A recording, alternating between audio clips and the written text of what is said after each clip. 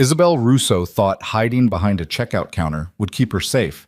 7 months pregnant with a secret that could destroy her, she disappeared into the fluorescent aisles of a grocery store, trading silk sheets for minimum wage.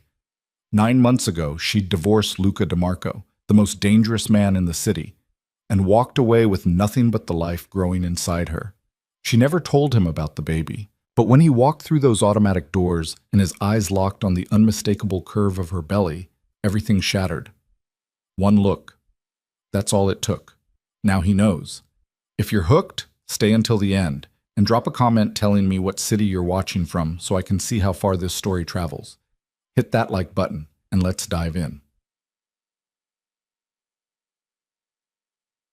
The fluorescent lights of Morrison's grocery hummed their monotonous song, casting everything in that peculiar shade of institutional white that made even fresh produce look tired. Isabel Russo stood behind Register 7, scanning items with the mechanical precision of someone who'd done this 10,000 times before. Beep. Cereal. Beep. Milk. Beep. Frozen dinners that would taste like cardboard and regret. Her back ached. Everything ached, really, but her back especially. 7 months pregnant and standing for 8-hour shifts would do that to a person. The oversized employee vest she wore, 2 sizes too large, borrowed from the men's section, did its job of hiding the swell of her belly, though barely. She'd gotten good at angling her body, at keeping the register between herself and curious eyes. "That'll be $47.50, she said to the elderly woman in front of her, forcing a smile that didn't reach her eyes. The woman counted out exact change with shaking hands. Isabel waited, patient, because what else was there to do? Rush was a luxury from another life. A life with marble floors and crystal chandeliers. A life she'd walked away from 9 months ago when she'd signed divorce papers with hands that wouldn't stop trembling. 9 months. Funny how that number kept appearing. She hadn't told him. Hadn't told anyone, really, except her obstetrician and the manager who'd reluctantly approved her maternity leave request. By the time anyone at Morrison's noticed, she'd be gone. Disappeared. Again. "Thank you, dear," the elderly woman said, gathering her bags. "Have a good day." The afternoon stretched ahead like a prison sentence.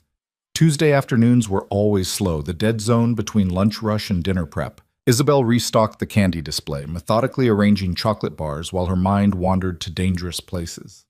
To nurseries she couldn't afford to furnish. To names she'd whispered to herself in the dark. To the father who didn't know he was about to become one. Luca DeMarco. Even thinking his name made her chest tighten. 6 feet of controlled violence wrapped in bespoke suits, with eyes that could seduce or intimidate depending on his mood. She'd loved him once. Maybe she still did, in that terrible way that love sometimes persists even after trust has been murdered. The automatic doors whooshed open.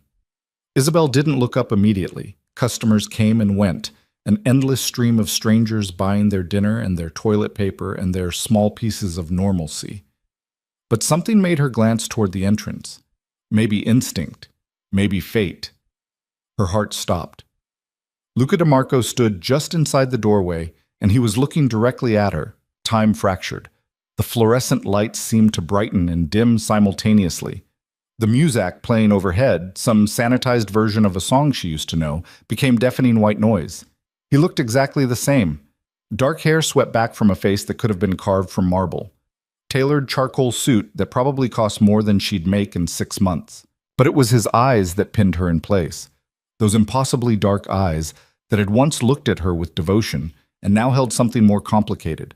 Shock, recognition, and as his gaze dropped to her midsection, despite the oversized vest, despite her careful positioning, calculation. She watched his expression shift, watched the exact moment he understood. Her hands moved to her belly instinctively, protectively. The vest had ridden up slightly when she'd bent to restock the candy. Not much. Just enough. Luca's jaw tightened. His hands, she noticed, curled into fists at his sides before he deliberately relaxed them. He began walking toward her, each step measured and purposeful, like a predator who'd finally found the prey that got away. "Isabel." His voice was exactly as she remembered, deep, controlled, with that slight rasp that used to make her shiver. We need to talk. Around them, the grocery store continued its mundane operations. A stock boy pushed a cart of canned goods down aisle 3. The bakery announced fresh cookies over the intercom. Mrs. Henderson from the deli waved at Isabel, oblivious to the bomb that had just detonated in Register 7's checkout lane. "I'm working," Isabel said, and was proud that her voice came out steady. "You need to leave." "I don't think so." He stopped on the other side of the register, close enough that she could smell his cologne, that same woody, expensive scent that used to cling to her skin. "Is it mine?" The bluntness of the question stole her breath. No preamble, no gentle let-in, just straight to the heart of it, because that was Luca. Always direct, always in control. "I don't know what you're—" "Don't." The single word cut like a blade. "Don't insult us both with lies. Is it mine?" The elderly woman from earlier had circled back, apparently having forgotten something. She stood 3 feet away, clutching her purse and looking between them with undisguised curiosity. Isabel's manager, Tom, a nervous man in his 50s who handled conflict by pretending it didn't exist, emerged from the office. "Is there a problem here?" Luca didn't even glance at him. "No problem. Just having a conversation with my wife." "Ex-wife," Isabel corrected, her voice barely above a whisper. "That's a matter of perspective." He pulled something from his jacket pocket. Her heart lurched, expecting what? A gun? But it was just his phone. He set it on the counter between them. "You have 2 choices. You can walk out with me right now, voluntarily, and we'll discuss this like adults. Or I can make a phone call and a car will be here in 3 minutes to escort you out. Either way, Isabel, you're leaving with me." The thing about Luca, the thing that had terrified and thrilled her in equal measure during their marriage, was that he never made empty threats. If he said a car would arrive in 3 minutes, it would arrive in 2.5. "You can't just—" she started. "I can. You know I can." His voice softened slightly, and somehow that was worse than the steel. "Please, don't make this harder than it needs to be." Tom cleared his throat. "Ma'am, do you know this gentleman?" Gentleman. Isabel might have laughed if her entire world wasn't collapsing. Luca DeMarco was many things, powerful, dangerous, magnetic. But gentleman was a stretch.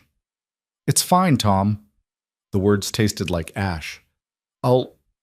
I need to go." "You're scheduled until 6. Then I guess I'm leaving early." She untied her vest with shaking hands, folded it with more care than it deserved, set it on the counter. Her purse was in her locker. She'd have to get it. Walk through the break room. Past coworkers who'd want to know what was happening. Sarah from Produce, who always asked too many questions. Miguel from Meat, who'd offered to give Luca a piece of his mind if she needed backup. Sweet, oblivious Miguel, who had no idea that the man standing at Register 7 could end him with a single phone call.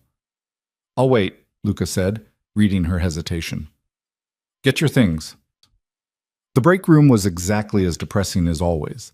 Flickering fluorescent tube in the corner, ancient microwave that smelled like burnt popcorn, motivational poster about teamwork that someone had defaced with a mustache. Isabel's hands fumbled with her locker combination. 27, 15, 8. Numbers that used to mean something. Her birthday. Their anniversary. The day she'd left. Sarah materialized beside her, eyes wide. "Oh my God, was that him? The ex you never talk about?" "I have to go." "He's gorgeous. Like stupidly gorgeous. What happened? Why'd you—" "Sarah." Isabel grabbed her purse, her jacket. "I really have to go. Are you in trouble? Should I call someone?" Who would she call? The police? To report what exactly? That Isabel's ex-husband had walked into her workplace and asked about their child. That he'd requested, not forced, not dragged, but requested that she leave with him? "I'm fine. I'll text you later." She wouldn't. They both knew it. Luca waited exactly where she'd left him, looking absurdly out of place among the grocery store detritus. A man in a $2,000 suit surrounded by discount cereal and wilted lettuce. He'd drawn attention. Customers stared, whispered. Tom hovered nearby, clearly debating whether to assert some kind of managerial authority and wisely deciding against it. When Luca saw her emerge from the back, he straightened. extended one hand toward the exit in a gesture that was almost chivalrous. After you. The late afternoon sun hit her like a physical force after the artificial lighting inside. Isabel blinked, momentarily disoriented. A black Mercedes idled at the curb, of course it did, with a driver she recognized. Marcus, one of Luca's security team. He'd been at their wedding, had driven them home the night she'd discovered what her husband really did for a living. Marcus's eyes met hers in the rearview mirror as Luca opened the back door. Something like sympathy flickered there before his professional mask slammed back into place. "Get in," Luca said quietly. This was it. The moment. She could run, could scream, could make a scene that would accomplish exactly nothing except embarrassing them both. Luca wouldn't hurt her. She believed that absolutely, even now. But he also wouldn't let her go. Not anymore. Not with his child growing inside her. She got in the car. The leather seats were exactly as she remembered. Butter soft, expensive, slightly cool against her legs. Luca slid in beside her, maintaining a careful distance. The door closed with that particular sound luxury vehicles made. Substantial, final, like a bank vault ceiling. Marcus pulled away from the curb smoothly. They'd gone 3 blocks before Luca spoke. "How far along?" 7 months? And you weren't going to tell me.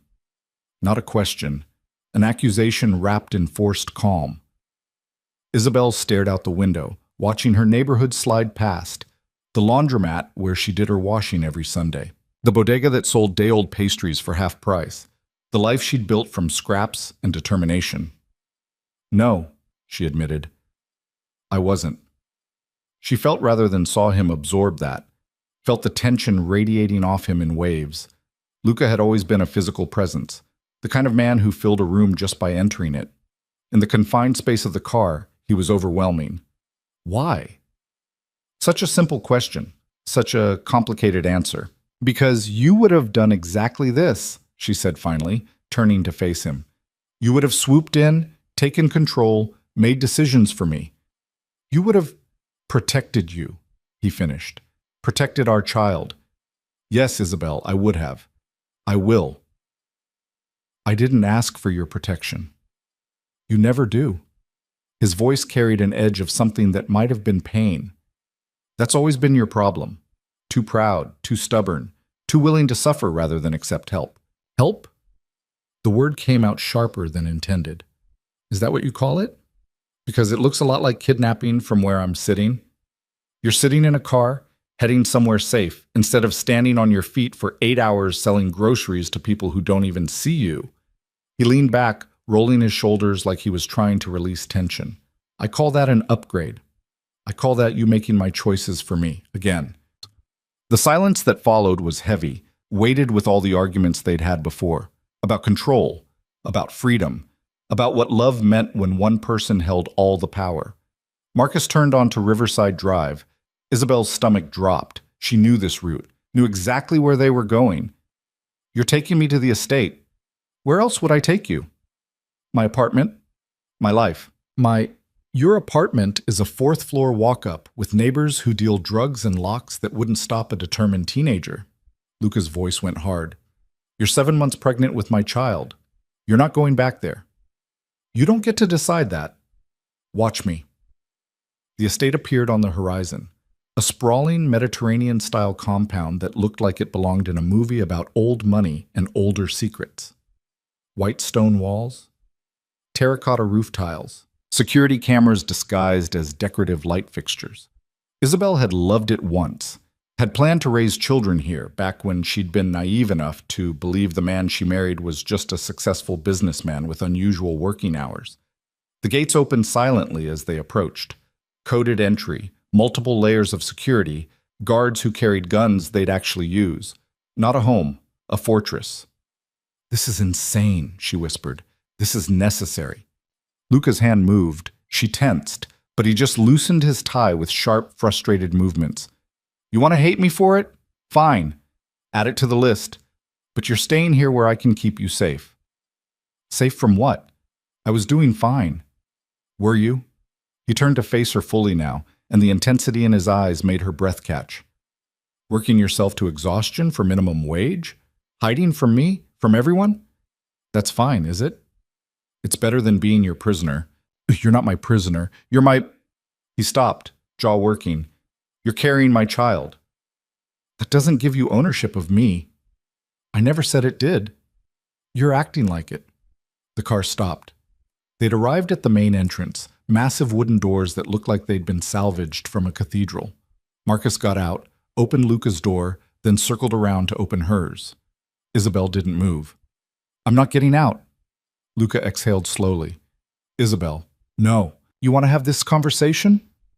We have it here, in the car, before I set foot in that house again.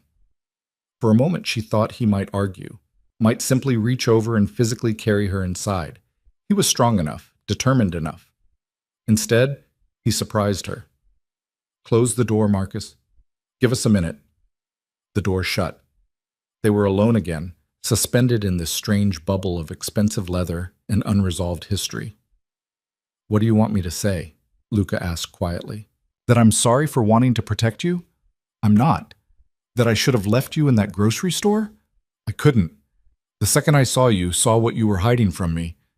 I wasn't hiding, I was surviving. You were running. He dragged a hand through his hair, messing it up for the first time since she'd seen him. It made him look more human, more like the man she'd fallen for instead of the criminal kingpin she'd left. And I get it. I do. You found out things about me, about what I do, and you couldn't handle it. You needed space. Fine. I gave you space. You gave me divorce papers and a settlement check. What else was I supposed to do? You wanted out. I let you out. And now you're pulling me back in. Now everything's changed. His hand moved again, and this time it landed on her belly, gentle, reverent, his palm covering the curve she'd tried so hard to hide. This changes everything. She should pull away, should establish boundaries. But the warmth of his hand, the way his entire body seemed to soften at the contact, it undid something inside her. Boy or girl? He asked softly. I don't know yet. I wanted to be surprised. When are you due?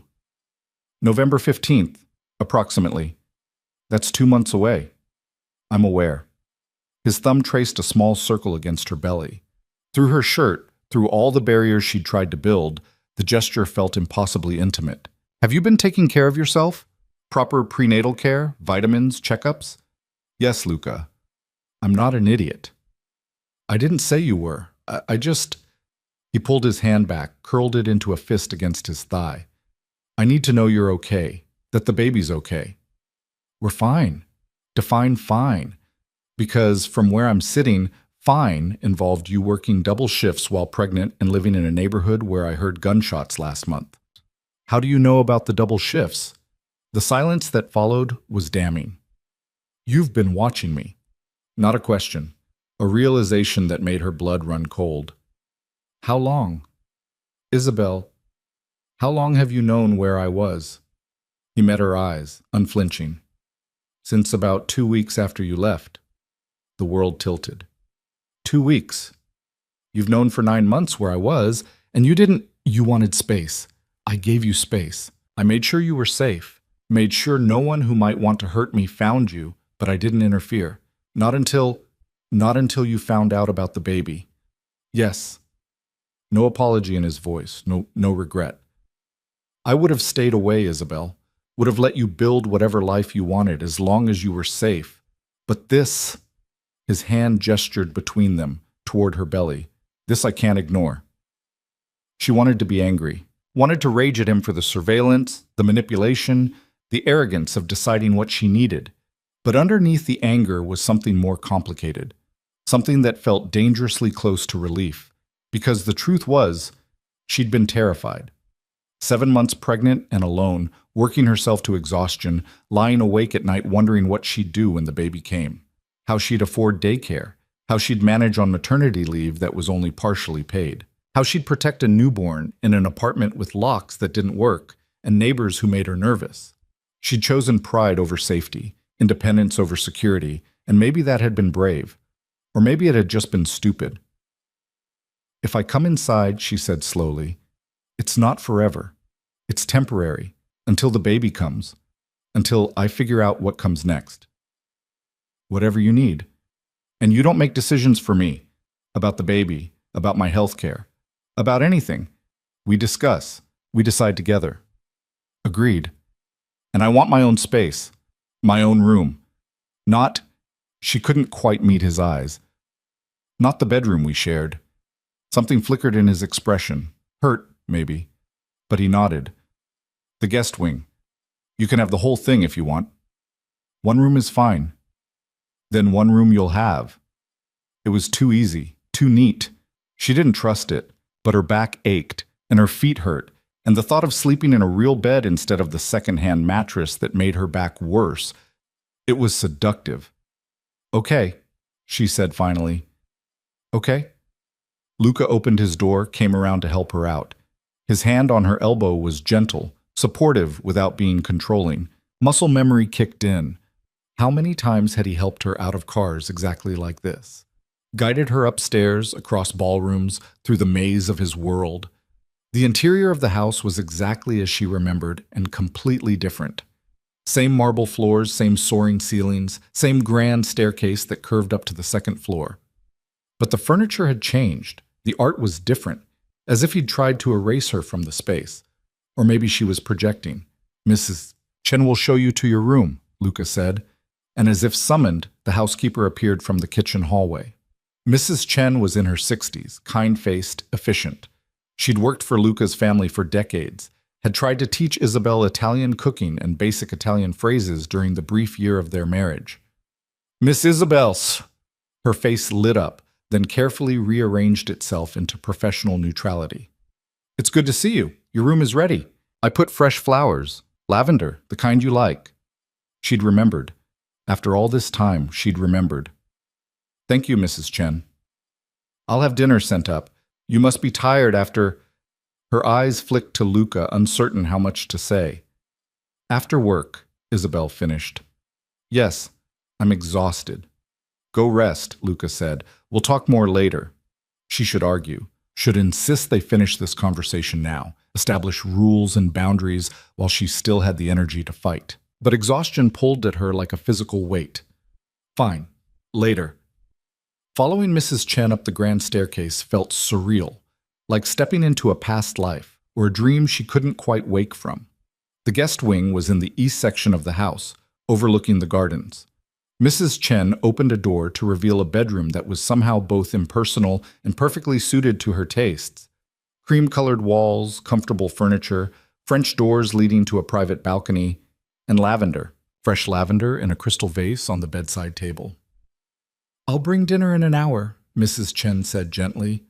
Unless you'd like to sleep. I can keep it warm. An hour is fine, thank you. The door closed with a soft click. Isabel stood in the center of the room, her purse still clutched in her hands, and tried to process what had just happened. 3 hours ago, she'd been scanning groceries. Now she was standing in her ex-husband's mansion, pregnant with his child, having just agreed to stay in the house she'd sworn she'd never enter again. Her phone buzzed, a text from Sarah. You okay? That guy seemed intense. Intense, that was one word for it. Isabel typed back. I'm fine, I'm taking some personal time, I'll explain later. Another lie. She was collecting them like stones in her pockets. She moved to the balcony, pushed open the French doors. The garden stretched out below, meticulously maintained, bursting with late summer color. Beyond them, she could see the security wall, the gates, the guards making their rounds. A gilded cage, she'd called it once. That hadn't changed. But inside her, the baby moved. A flutter, a kick, a reminder that this wasn't just about her anymore. Whatever choices she made now, they affected another life. A life she'd created with the man downstairs who controlled empires and enemies with equal ease. She pressed her palm to her belly, felt another kick. I know, she whispered to the baby. I know this is complicated, but we'll figure it out, somehow. The sunset painted the sky in shades of amber and rose, beautiful and temporary, like everything else. Marcus found Luca in his study, standing at the window that overlooked the front drive. He hadn't moved in 20 minutes, just stood there, staring at nothing, lost in whatever thoughts occupied the mind of a man who'd just reclaimed what he thought he'd lost forever. She settled in the East Wing, Marcus reported. Mrs. Chen is bringing her dinner. Good. You want me to post security outside her door? No. Luca turned, the movement sharp. She's not a prisoner. I told her that. Right. She's a guest who can't leave. She can leave anytime she wants. Boss, with all due respect, we both know that's not true. Luca's jaw tightened. It's temporary. Just until the baby comes. Until I know they're both safe. And then what? Then we figure it out. Marcus had worked for Luca for 8 years. Had seen him negotiate with men who'd slit throats for less than what was on the table. Had watched him make decisions that would give other men nightmares. But he'd never seen his boss look as lost as he did right now. She's going to run again, Marcus said quietly, the second she gets a chance. I know. So what's the play? Luca was quiet for a long moment. When he spoke, his voice was barely above a whisper. Make sure she doesn't want to. Isabel ate dinner on the balcony. Grilled salmon, roasted vegetables, quinoa salad that probably had more nutrients in one serving than she'd gotten all week at Morrison's. Mrs. Chen had outdone herself. Or maybe it just tasted better after months of ramen and peanut butter sandwiches. Afterward, she showered in the ensuite bathroom, all marble and expensive fixtures, and changed into the pajamas someone had thoughtfully left on the bed. They were new, tags still on, maternity cut, and exactly her size. Of course they were. She should be more disturbed by that. By the surveillance it implied, the knowledge Luca had maintained about her life. But she was too tired, too overwhelmed. The bed was obscenely comfortable. Memory foam and Egyptian cotton and pillows that cradled her aching body like a blessing. She'd forgotten what it felt like to be truly comfortable. Sleep pulled at her, heavy and irresistible. But just before she drifted off, she heard it, footsteps in the hallway. Stopping outside her door. Standing there for a long moment before finally, quietly, walking away. Luca, checking on her, making sure she was safe. Even now, even after everything, part of her wanted to call out to him, wanted to open the door and face whatever this was between them head on, instead of hiding behind walls and closed doors. But she didn't. Instead, she closed her eyes and let exhaustion claim her, carrying her down into dreams where nothing was complicated and love didn't come with the price of freedom. Outside, security lights clicked on automatically, bathing the grounds in artificial daylight. Guards changed shifts. Cameras rotated on their mounts. The fortress went about its business of keeping the world at bay. And inside, in a room that smelled of lavender, Isabel Russo slept while her ex-husband stood watch over the life he'd lost and the child he was determined to claim. The first day was over. Tomorrow, the real conversation would begin. Isabel woke to sunlight streaming through sheer curtains and the disorienting sensation of not knowing where she was. The mattress beneath her was too soft, the sheets too expensive, the silence too complete. For a handful of seconds, she thought she was dreaming, that she'd wake up in her cramped apartment to the sound of her neighbors arguing through paper-thin walls. Then memory crashed back. The grocery store. Luca. The Mercedes. This room. She was in the estate. In his world again. Her hand moved instinctively to her belly, feeling the reassuring flutter of movement beneath her palm. The baby was awake too, doing whatever babies did at 7 months. Swimming, probably. Training for a marathon she wasn't prepared to run. The clock on the nightstand read 8:30. She never slept past 6 anymore. Her body had adjusted to early shifts and exhaustion. But apparently luxury had a sedative effect. A soft knock at the door made her tense. Miss Isabel? Mrs. Chen's voice, gentle and respectful. I have breakfast if you're awake. Isabel sat up slowly, her body protesting the movement in new and interesting ways. Pregnancy had turned her into an experiment in physics. Every action required calculation, counterbalance, strategic planning.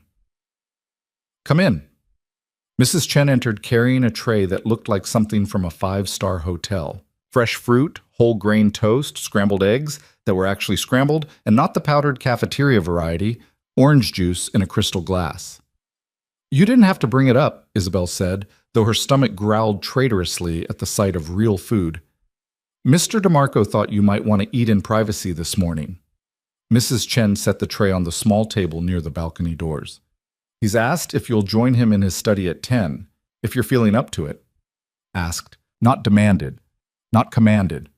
The word choice felt deliberate. Tell him I'll be there. Mrs. Chen smiled, the expression warm and knowing. It's good to have you back, Miss Isabel. The house has been too quiet. After she left, Isabel picked at the breakfast while her mind spun through possible conversations. What did Luca want to discuss? Custody arrangements? Prenatal care? The fact that she'd hidden a pregnancy from him for 7 months? All of the above, probably. She dressed in clothes from her overnight bag, maternity jeans that had seen better days, a soft gray sweater that was starting to pill at the elbows. Then she caught sight of the closet. Curiosity won. She opened it. Rows of maternity clothes hung inside, tags still attached. Designer labels she recognized from window shopping she'd never been able to afford. Sizes that would fit her perfectly because, of course, Luca would know her size. Would have anticipated her needs before she'd even stepped through the door. The thoughtfulness of it made her throat tight. So did the presumption. She closed the closet without taking anything, wore her own clothes like armor, like a statement. She wasn't his to dress anymore, wasn't his to control. But the baby kicked again, reminding her that control was a complicated concept when two lives were tangled together by biology and history. The walk to Luca's study took her through hallways she'd once known by heart, past the formal dining room where they'd hosted dinners for people whose names she hadn't recognized, but whose power she'd felt like static in the air. Past the library where she'd spent quiet afternoons reading while Luca worked, back when she'd still believed he was just an importer with overseas connections. 2 security guards stood outside the study. They nodded at her respectfully, opened the doors without being asked. Luca sat behind a massive desk that looked like it had been salvaged from a Venetian palazzo. Probably had been.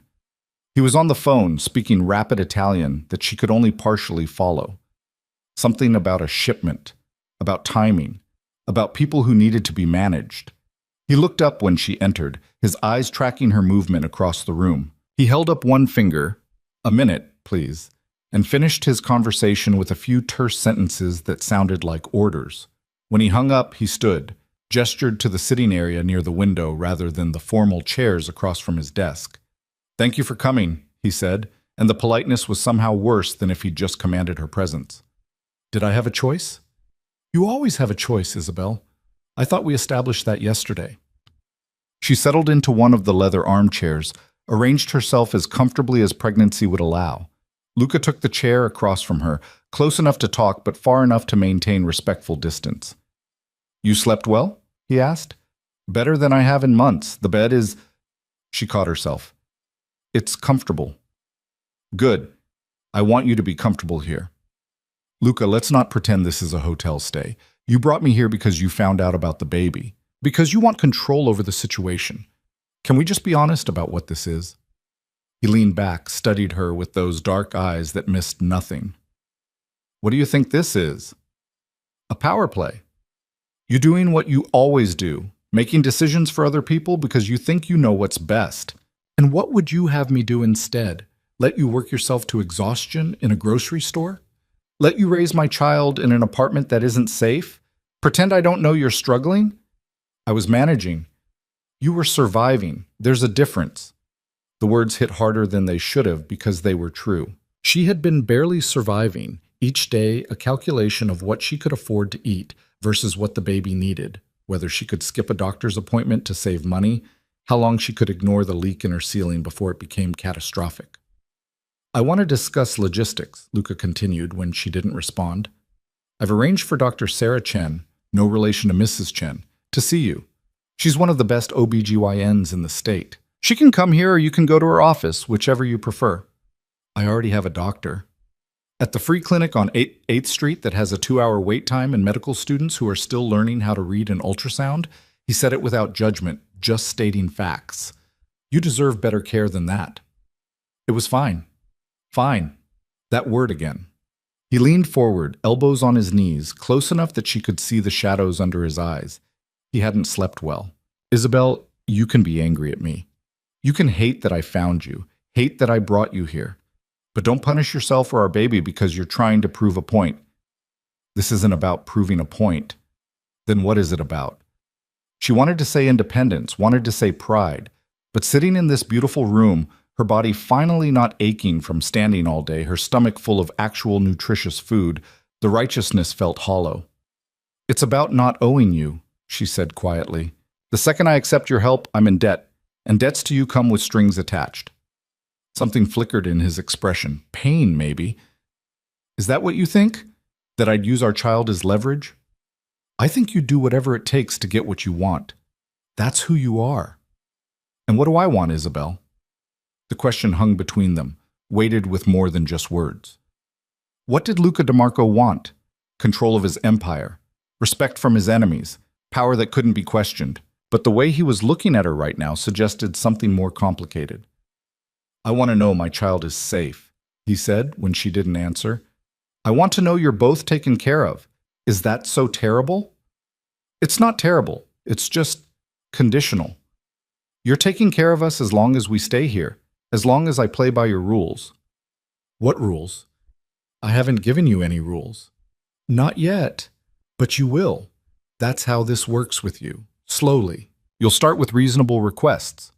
See this doctor, eat these meals, stay in these rooms. Then it'll escalate. Don't leave the grounds. Don't contact certain people. Don't make decisions without consulting me first." "You're describing a prison. Am I wrong?" He stood abruptly, moved to the window. Outside, gardeners tended to the roses. Beyond the walls, the world continued its oblivious rotation. "After you left," he said, his back to her, "I told myself it was for the best, that you deserved a normal life. Someone who came home at reasonable hours, who didn't have blood on his hands, who could give you the white picket fence fantasy.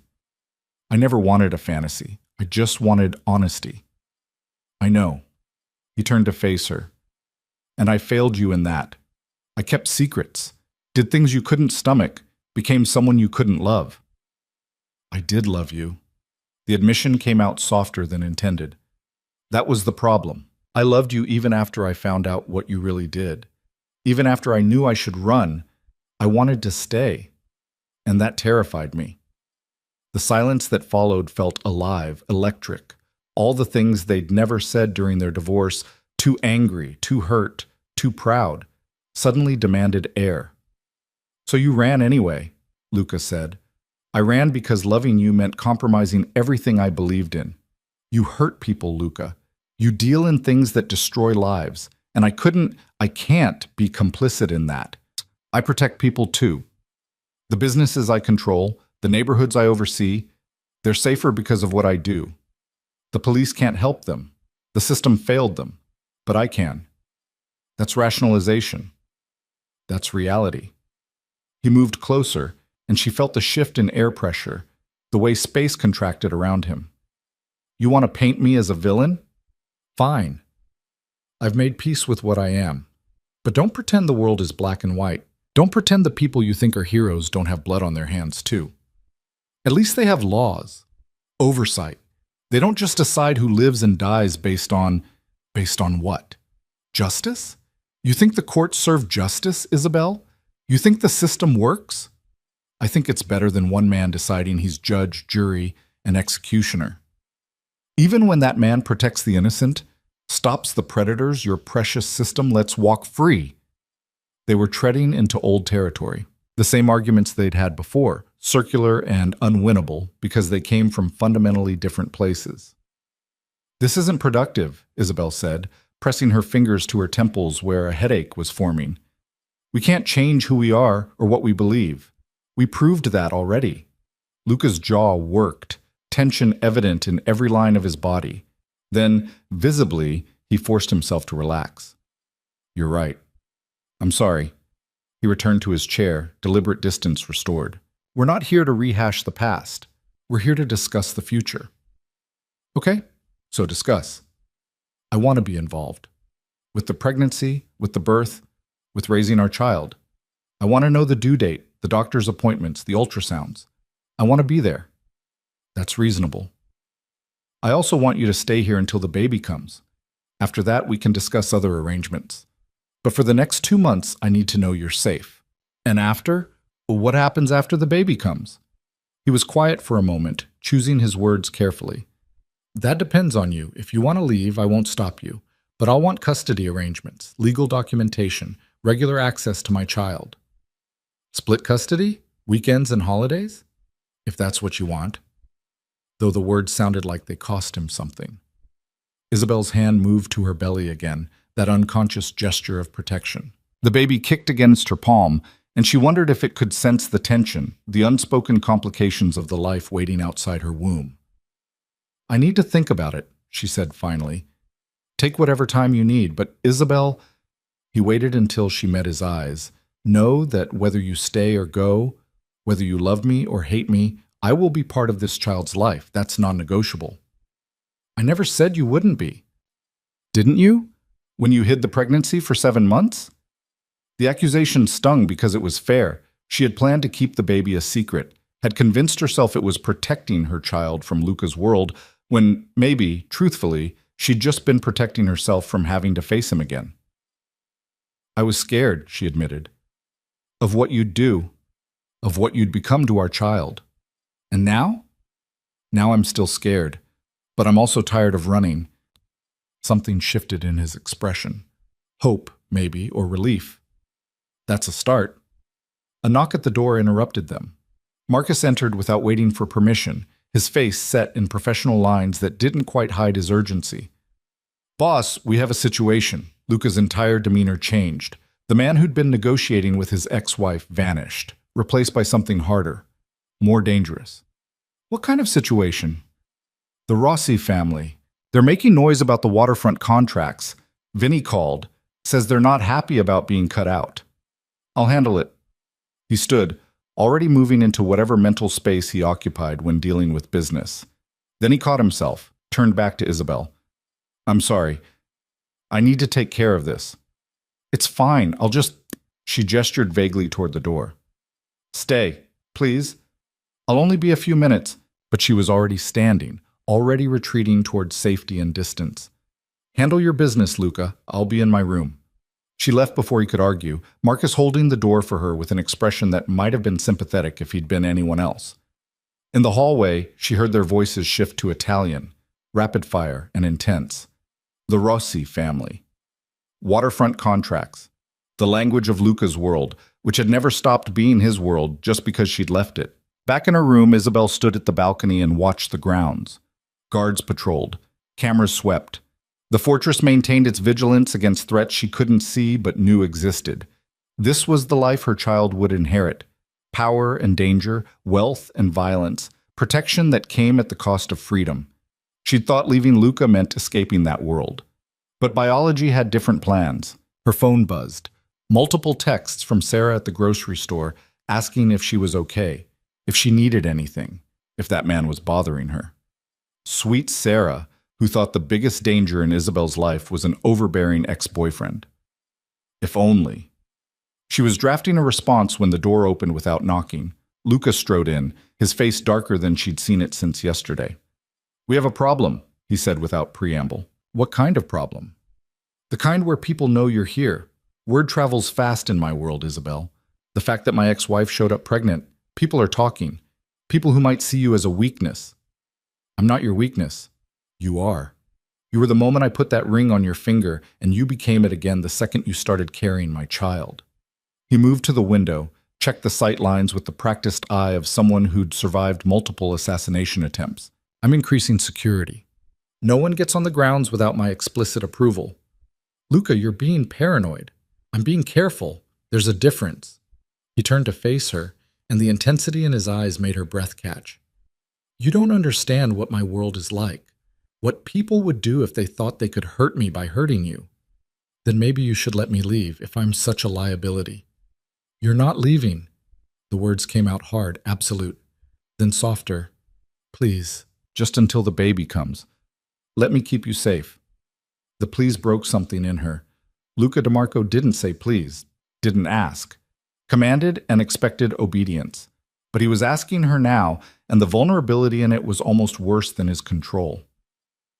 Fine, but I have conditions. Name them.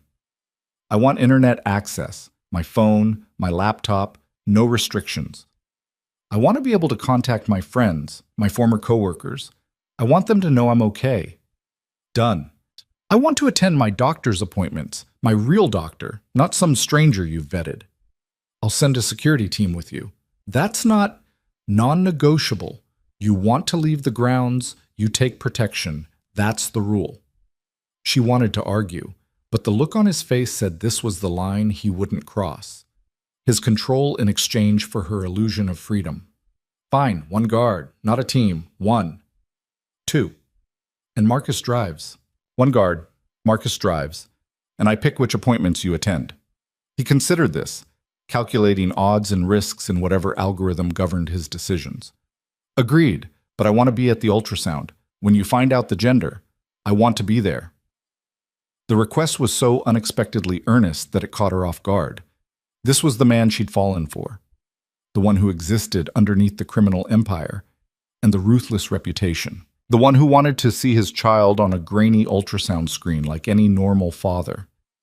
Okay, she said softly. You can come to that one. The tension in his shoulders eased slightly. Thank you. Don't thank me, it's your child too. Our child. He said it like a correction, like the word mattered. Our child, she agreed. The moment stretched between them, fragile and strange, almost peaceful. Then Luca's phone buzzed, shattering it. He glanced at the screen, his expression hardening. I need to go. The Rossi situation requires personal attention. Will you be gone long? Most of the day, probably. Maybe into the evening. He paused at the door. If you need anything, Mrs. Chen can get it for you. If there's an emergency, Marcus has instructions to contact me immediately. I'll be fine. I know you will. You're always fine. He said it with something that might have been admiration or frustration, or both. Then he left, taking his intensity and his complications with him. Isabel stood in the sudden quiet, her hand on her belly, and tried to figure out how her life had become this. How she'd gone from barely surviving to living in luxury prison in less than 24 hours. The baby kicked, a strong jab against her ribs that made her wince. I know, she murmured. I don't understand it either. The afternoon passed in strange suspension.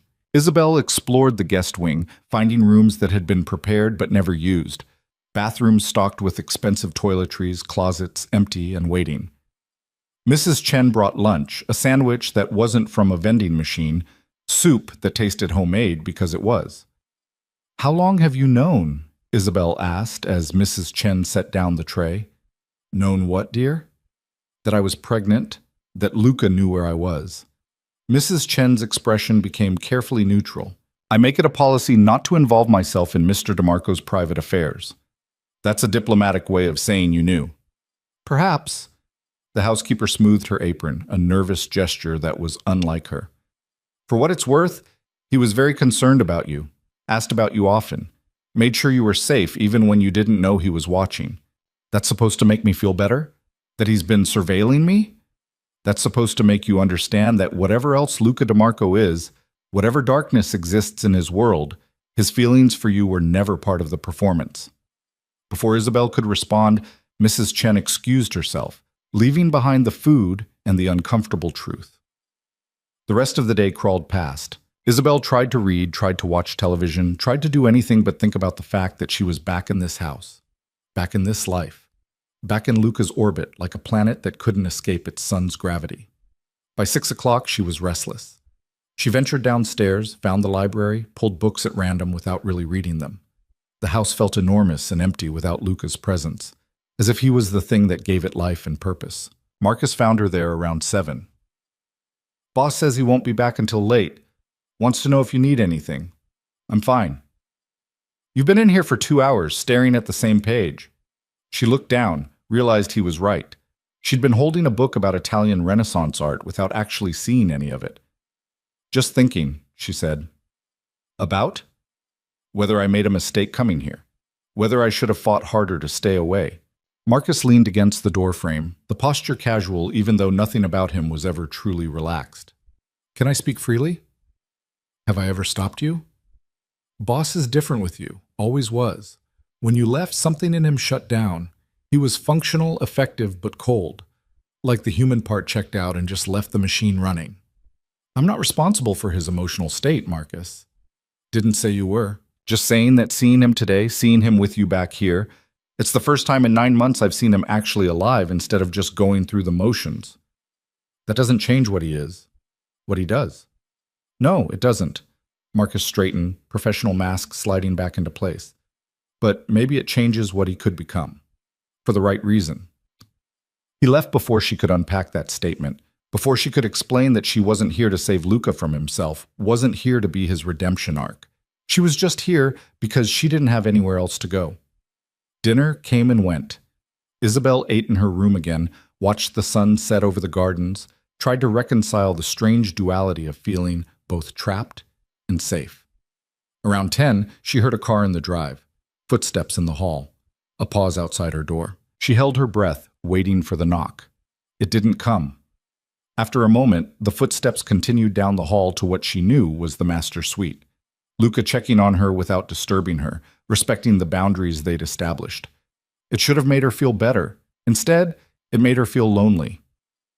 Isabel changed into pajamas, her own, not the expensive ones in the closet, and climbed into bed. But sleep wouldn't come. Her mind spun through conversations and complications, through what-ifs and how did we get here's. Around midnight, unable to take the restlessness anymore, she got up, wandered the quiet house in bare feet, moving through shadows and moonlight. The kitchen was dark except for the light over the stove. She found chamomile tea, heated water, tried to create some ritual of normalcy. Couldn't sleep either? She spun, nearly dropping the mug. Luca stood in the doorway, still dressed but disheveled. Tie gone, shirt partially unbuttoned, hair messed from running his hands through it. He looked exhausted. Human. "I didn't mean to startle you," he said. "It's fine. She gestured with the mug. "Tea. Mind if I join you?" She should say yes, should maintain distance and boundaries, but the house was too quiet, and she was too tired of being alone with her thoughts. "Sure." He moved to the cabinet, pulled down his own mug, poured coffee that had probably been sitting since afternoon. They stood in the kitchen like strangers, like two people who'd never promised forever to each other, never broken those promises into sharp pieces. "How was your day?" he asked, the question absurdly domestic. "Strange. Quiet? I finished 3 books without remembering any of them." "That productive, huh? How about you? Did you handle the Rossi situation?" "For now. Vinny Rossi is an idiot, but he's a connected idiot. Had to remind him why cutting him out was actually in his best interest." Did that reminder involve threats? It involved facts presented in a way he couldn't ignore. Luca took a sip of his terrible coffee, grimaced. "I don't want to talk about business." "What do you want to talk about?" "Names?" "What?" "For the baby. Have you thought about names?" The shift in conversation was so unexpected that Isabel nearly laughed. "A little. Nothing decided." "What were you considering?" She hesitated, unsure if sharing this felt too intimate, too much like building something together. But his eyes were tired and earnest, and the late hour made everything feel softer. For a boy, maybe Gabriel, or Noah. For a girl, Sofia, or Elena. Italian names. "Half Italian baby," she pointed out. "Gabriel DeMarco." He tested it, rolling the syllables. "I like it." "We don't know it's a boy yet, but if it is, then maybe. If you want input, you'll have to come to more than just the gender ultrasound." "I will. Whatever appointments you'll let me attend, I'll be there." The sincerity in his voice undid something in her chest. This was the Luca she'd fallen for, the one who existed in quiet moments, who showed up and meant it. "Why did you marry me?" The question came out before she could stop it.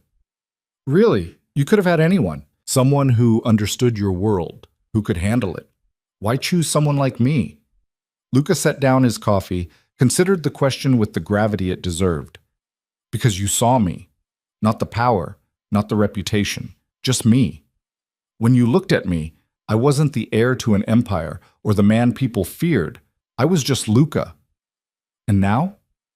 Now when you look at me, you see a monster." He said it matter-of-factly, like stating a truth that didn't need embellishment. "That's not—" she started, then stopped because it was partially true. "I see both. The man I loved and the man whose world I couldn't live in.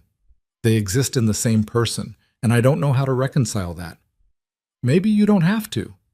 Maybe you just have to decide if the man is worth the complications. Is that what you're hoping? That proximity will change my mind?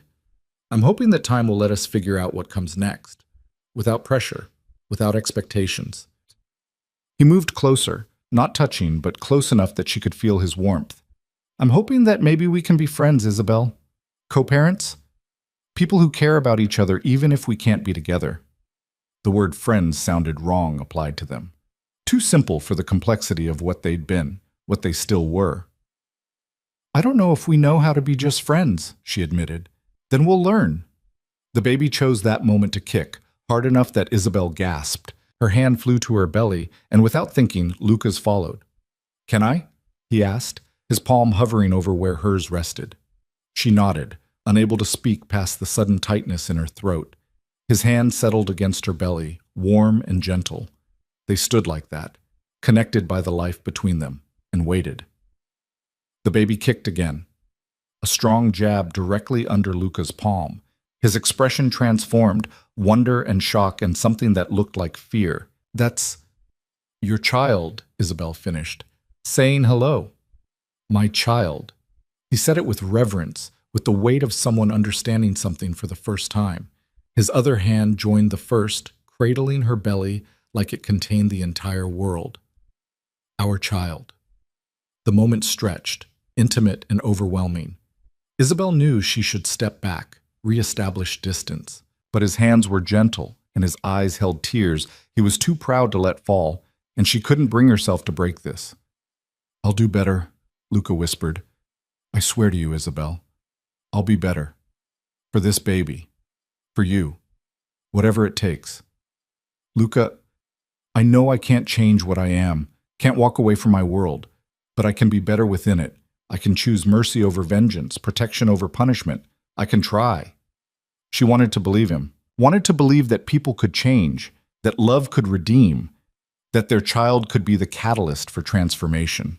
But wanting wasn't enough. And promises made in late-night kitchens had a way of dissolving in daylight. We'll see, she said quietly. We'll see. He nodded, understanding the non-answer for what it was.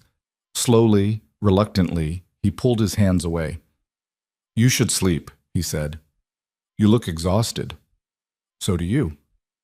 Occupational hazard. He managed a tired smile. Good night, Isabel. Good night, Luca.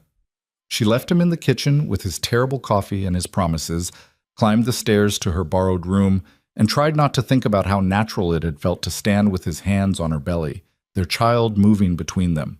Tried not to think about how much she wanted to believe that people like Luca DeMarco could change. Tried not to think about what it would cost her if she let herself hope. Outside, security lights blazed against the darkness. Guards maintained their vigilance. The fortress kept its watch. And inside, two people who'd loved and lost each other tried to figure out how to exist in the strange space between past and future, between what they'd been and what they might become. The baby kicked one more time before Isabel fell asleep, a reminder that whatever else was uncertain, this child was real and coming and would change everything, whether they were ready or not. The days that followed developed a rhythm that felt almost normal if Isabel didn't think too hard about the armed guards or the fact that she couldn't leave without an escort. She woke to sunlight and breakfast trays, spent mornings reading in the library or walking the gardens under Marcus's watchful eye. Afternoons passed in that strange suspension of waiting, for the baby, for answers, for whatever came next. Luca kept his distance, mostly. He left early for business she didn't ask about, and returned late smelling of cigar smoke and expensive whiskey. But he checked on her. Always. A knock at her door before he retired, a text during the day asking if she needed anything. Small gestures that felt both considerate and suffocating. It was the fourth morning when everything shifted. Isabel was finishing breakfast on the balcony when her phone rang. Unknown number.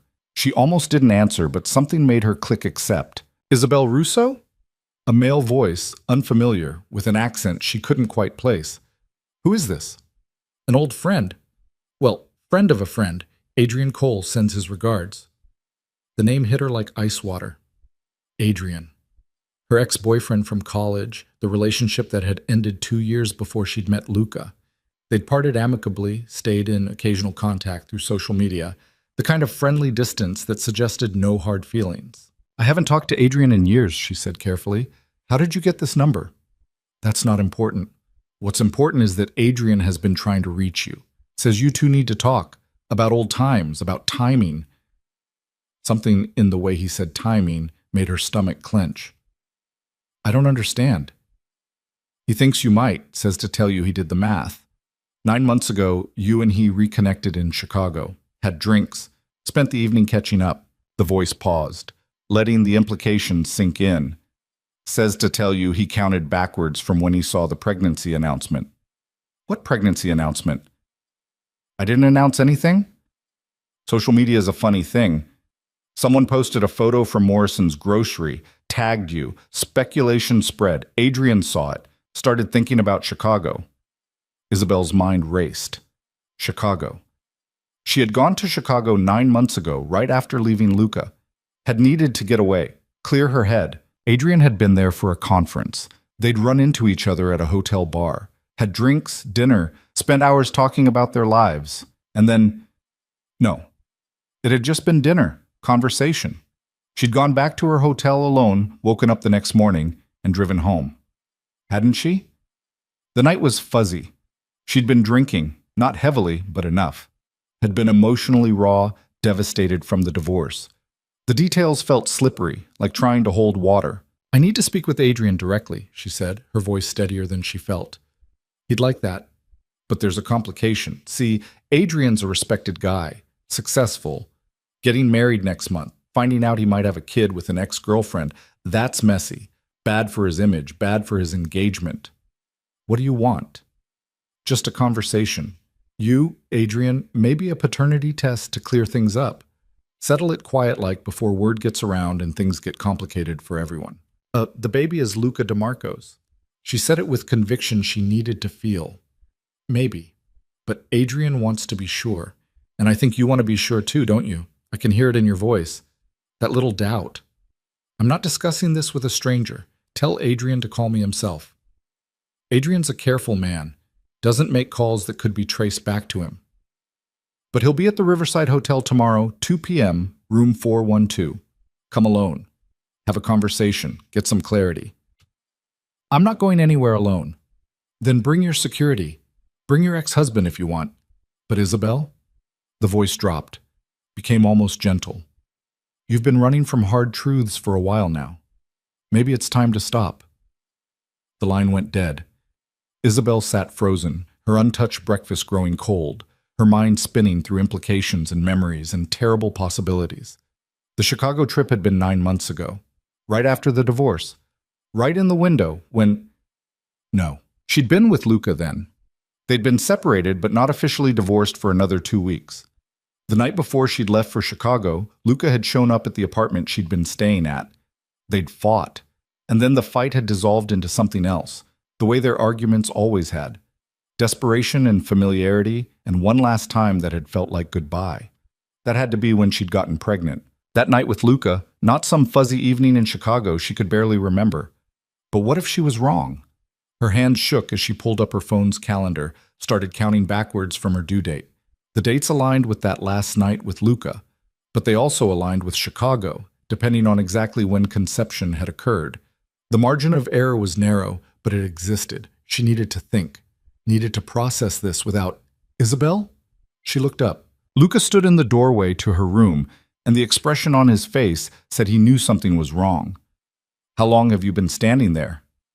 Long enough to see you've gone pale. What happened? She should tell him, should explain about the call, about Adrian, about the terrible seed of doubt that had been planted. But looking at Luca, at the concern in his eyes, the way he'd started to soften around her, the tentative peace they'd built, she couldn't destroy it. Not yet. Not until she had answers. Nothing. Just morning sickness. It passes. He didn't look convinced, but he didn't push. I came to remind you about the ultrasound. This afternoon at 3. Dr. Chen's office. The ultrasound. The appointment where they'd find out the baby's sex. Where they'd see their child on the screen and make it real in a way that went beyond kicks and morning sickness. Or maybe, possibly, where she'd see the child that might not be theirs after all. "I remember," she managed. "I'll be ready." "Are you sure you're okay? You look—" "I'm fine, Luca. Really, just tired." He studied her for a long moment, that penetrating gaze that had always seen too much. But whatever he saw, he chose not to challenge it. "I'll have Marcus bring the car around at 2:30. We can grab lunch first if you want." "Sure. That sounds good." After he left, Isabel sat with her phone clutched in her hand and tried to figure out what the hell she was supposed to do. The Riverside Hotel, tomorrow at 2. Adrian wanting answers. A stranger implying things that couldn't be true but might be. She needed to know for certain, needed to look Adrian in the eye and remember that night in Chicago, needed to confirm that nothing had happened beyond dinner and conversation. But going alone was impossible. Luca would never allow it. And if she told him about the call, about Adrian's claims, it would destroy the fragile trust they'd rebuilt. He'd rage, investigate, possibly hurt people in his pursuit of truth.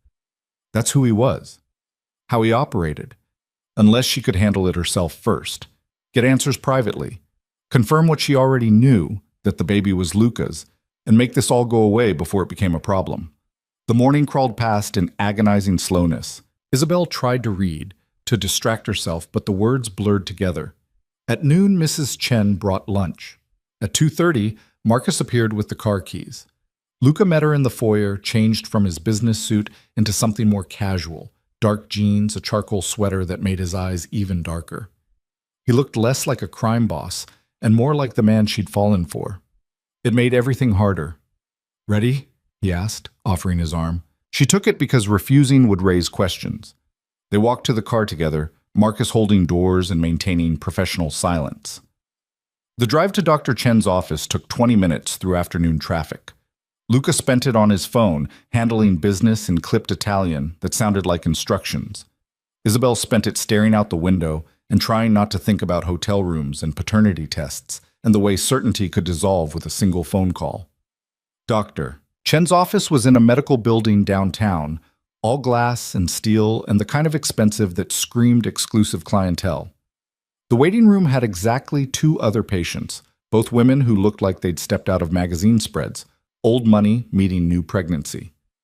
The receptionist smiled warmly when she saw them. "Mr. and Mrs. DeMarco, Dr. Chen is ready for you."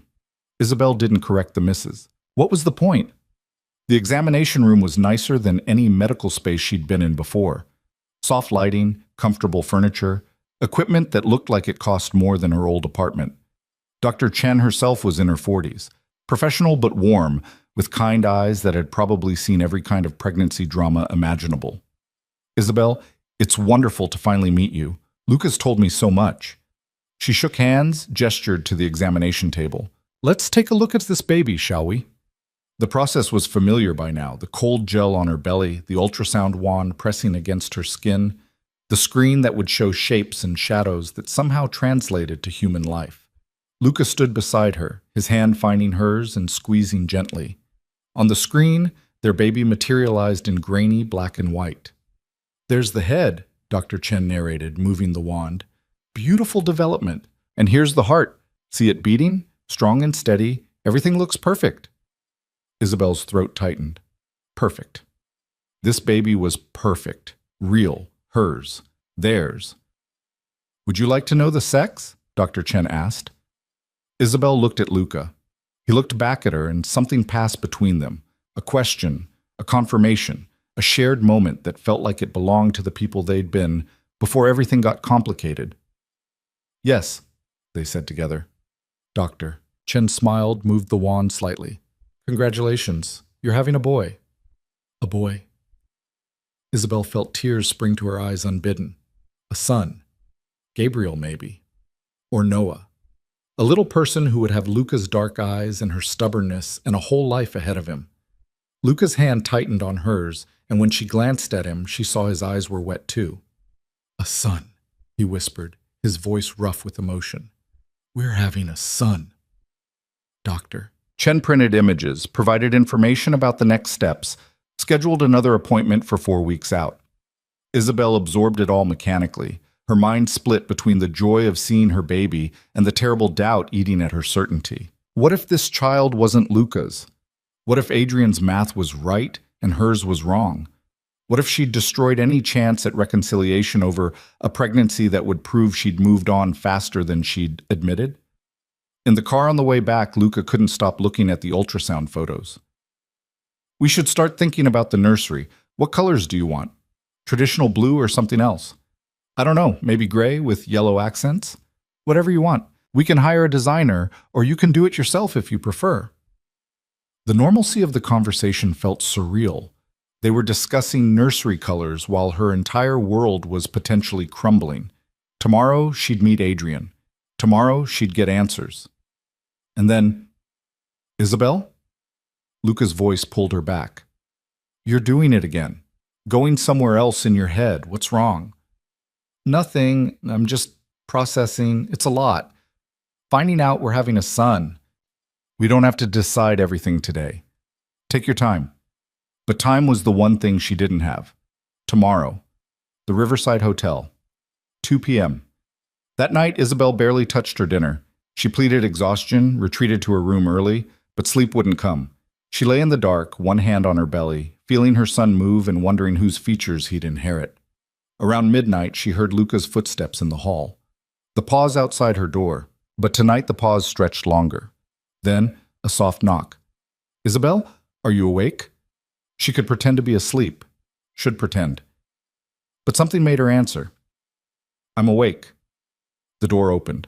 Luca stood silhouetted in the hallway light, still dressed, looking like he'd been wrestling with his own thoughts. Can I come in? She sat up, pulled the blanket around herself. Sure. He entered but kept his distance, leaning against the wall near the door.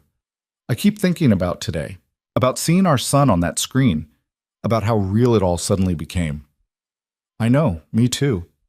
And I keep thinking about what I'm bringing him into, my world, my life, all the things you left me to escape. Luca, let me finish, please. He dragged a hand through his hair, a gesture of frustration she recognized. I want to be better for him. Want to give him something different than what I had. My father raised me to take over the empire, to be hard, to choose power over everything else, and I don't want that for our son. Our son. The words should bring comfort. Instead, they twisted the knife of her uncertainty. What are you saying? She asked quietly. I'm saying I want to try, really try, to be the kind of father he can be proud of, the kind of man you could... He stopped, shook his head. The kind of man who deserves a family. The vulnerability in his voice broke something in her. This was Luca without armor, without the ruthless mask he showed the world. This was the man she'd loved. And she was lying to him. About Adrian. About the doubt. About tomorrow. You'll be a good father, she said, and meant it even as guilt churned in her stomach. Whatever else is true, I know that. Will I? My only examples are men who taught me violence, who showed me that love is weakness and mercy is failure. You're already better than them. You're here. You're trying. That's more than most men in your position would do. He moved closer, sat on the edge of the bed, careful to maintain space, but close enough that she could see his expression in the dim light from the hallway.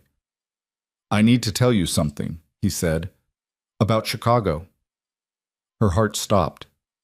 What about Chicago? I know you went there, right after we separated. I know you needed space, needed to clear your head. He paused, seemed to be choosing words carefully. And I know Adrian Cole was there, that you met him for dinner. The room felt suddenly airless. You were having me followed. I was making sure you were safe. There's a difference. Not from where I'm sitting. Isabel, I didn't care that you had dinner with an ex-boyfriend. You were free. We were done. You had every right to move on. Then why bring it up now? His jaw tightened. Because I got a call today. From someone asking questions about you and Adrian, about timing, about the baby. The world tilted. What kind of questions? The kind that implied maybe the pregnancy timeline was more complicated than I thought. The kind designed to plant doubt. And did they? Plant doubt? Luca met her eyes, and the intensity there stole her breath. No, Basu, because I know when our son was conceived. The night before you left for Chicago, the night I showed up at your apartment, and He stopped. the memory clearly as vivid for him as it was for her. I know he's mine, Isabel. No question. She wanted to share his certainty, wanted to believe that the timeline was clear and the doubt was manufactured. But that phone call this morning, Adrian's claims, the fuzzy edges of her memory. What if you're wrong? The words came out barely above a whisper. What if the timeline isn't as clear as you think? The silence that followed was deafening. She watched Luca process the question, saw his expression shift from certainty to confusion to something that looked like pain. Are you telling me? He started, his voice dangerously quiet. I'm telling you I need to be sure. We both need to be sure.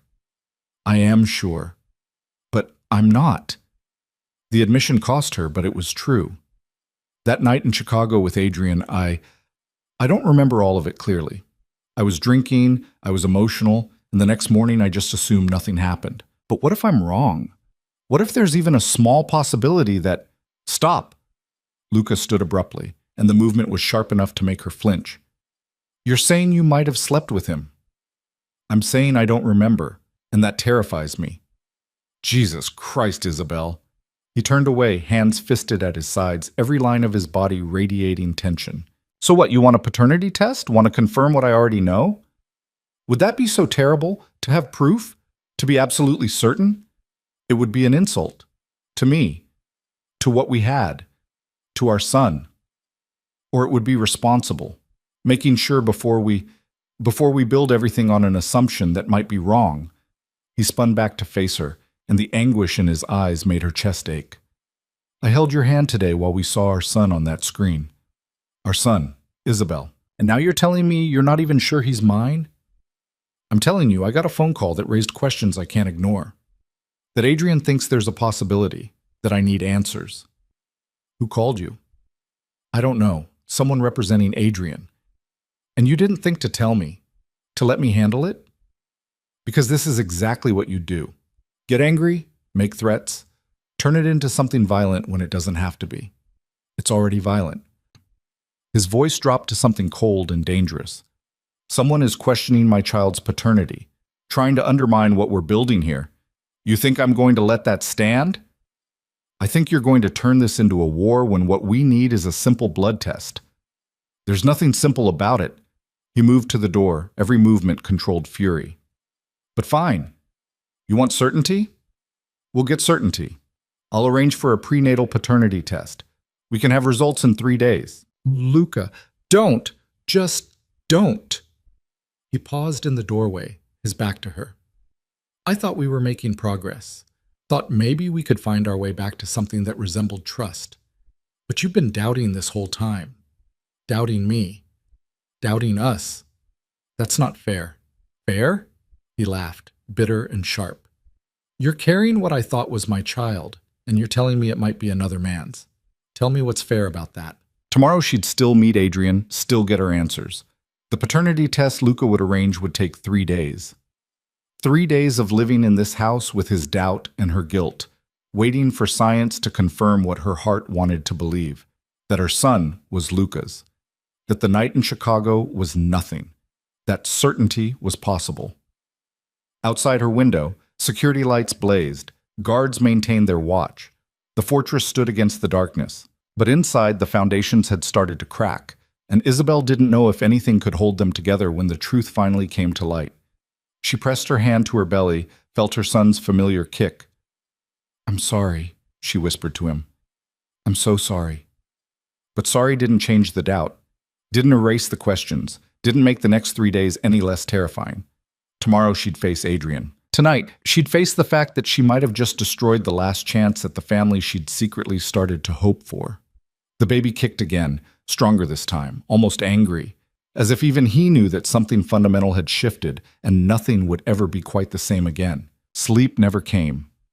Isabel lay in the darkness, watching shadows crawl across the ceiling, her mind replaying Luca's expression when she'd voiced her doubt. The pain in his eyes. The way his entire body had gone rigid with betrayal.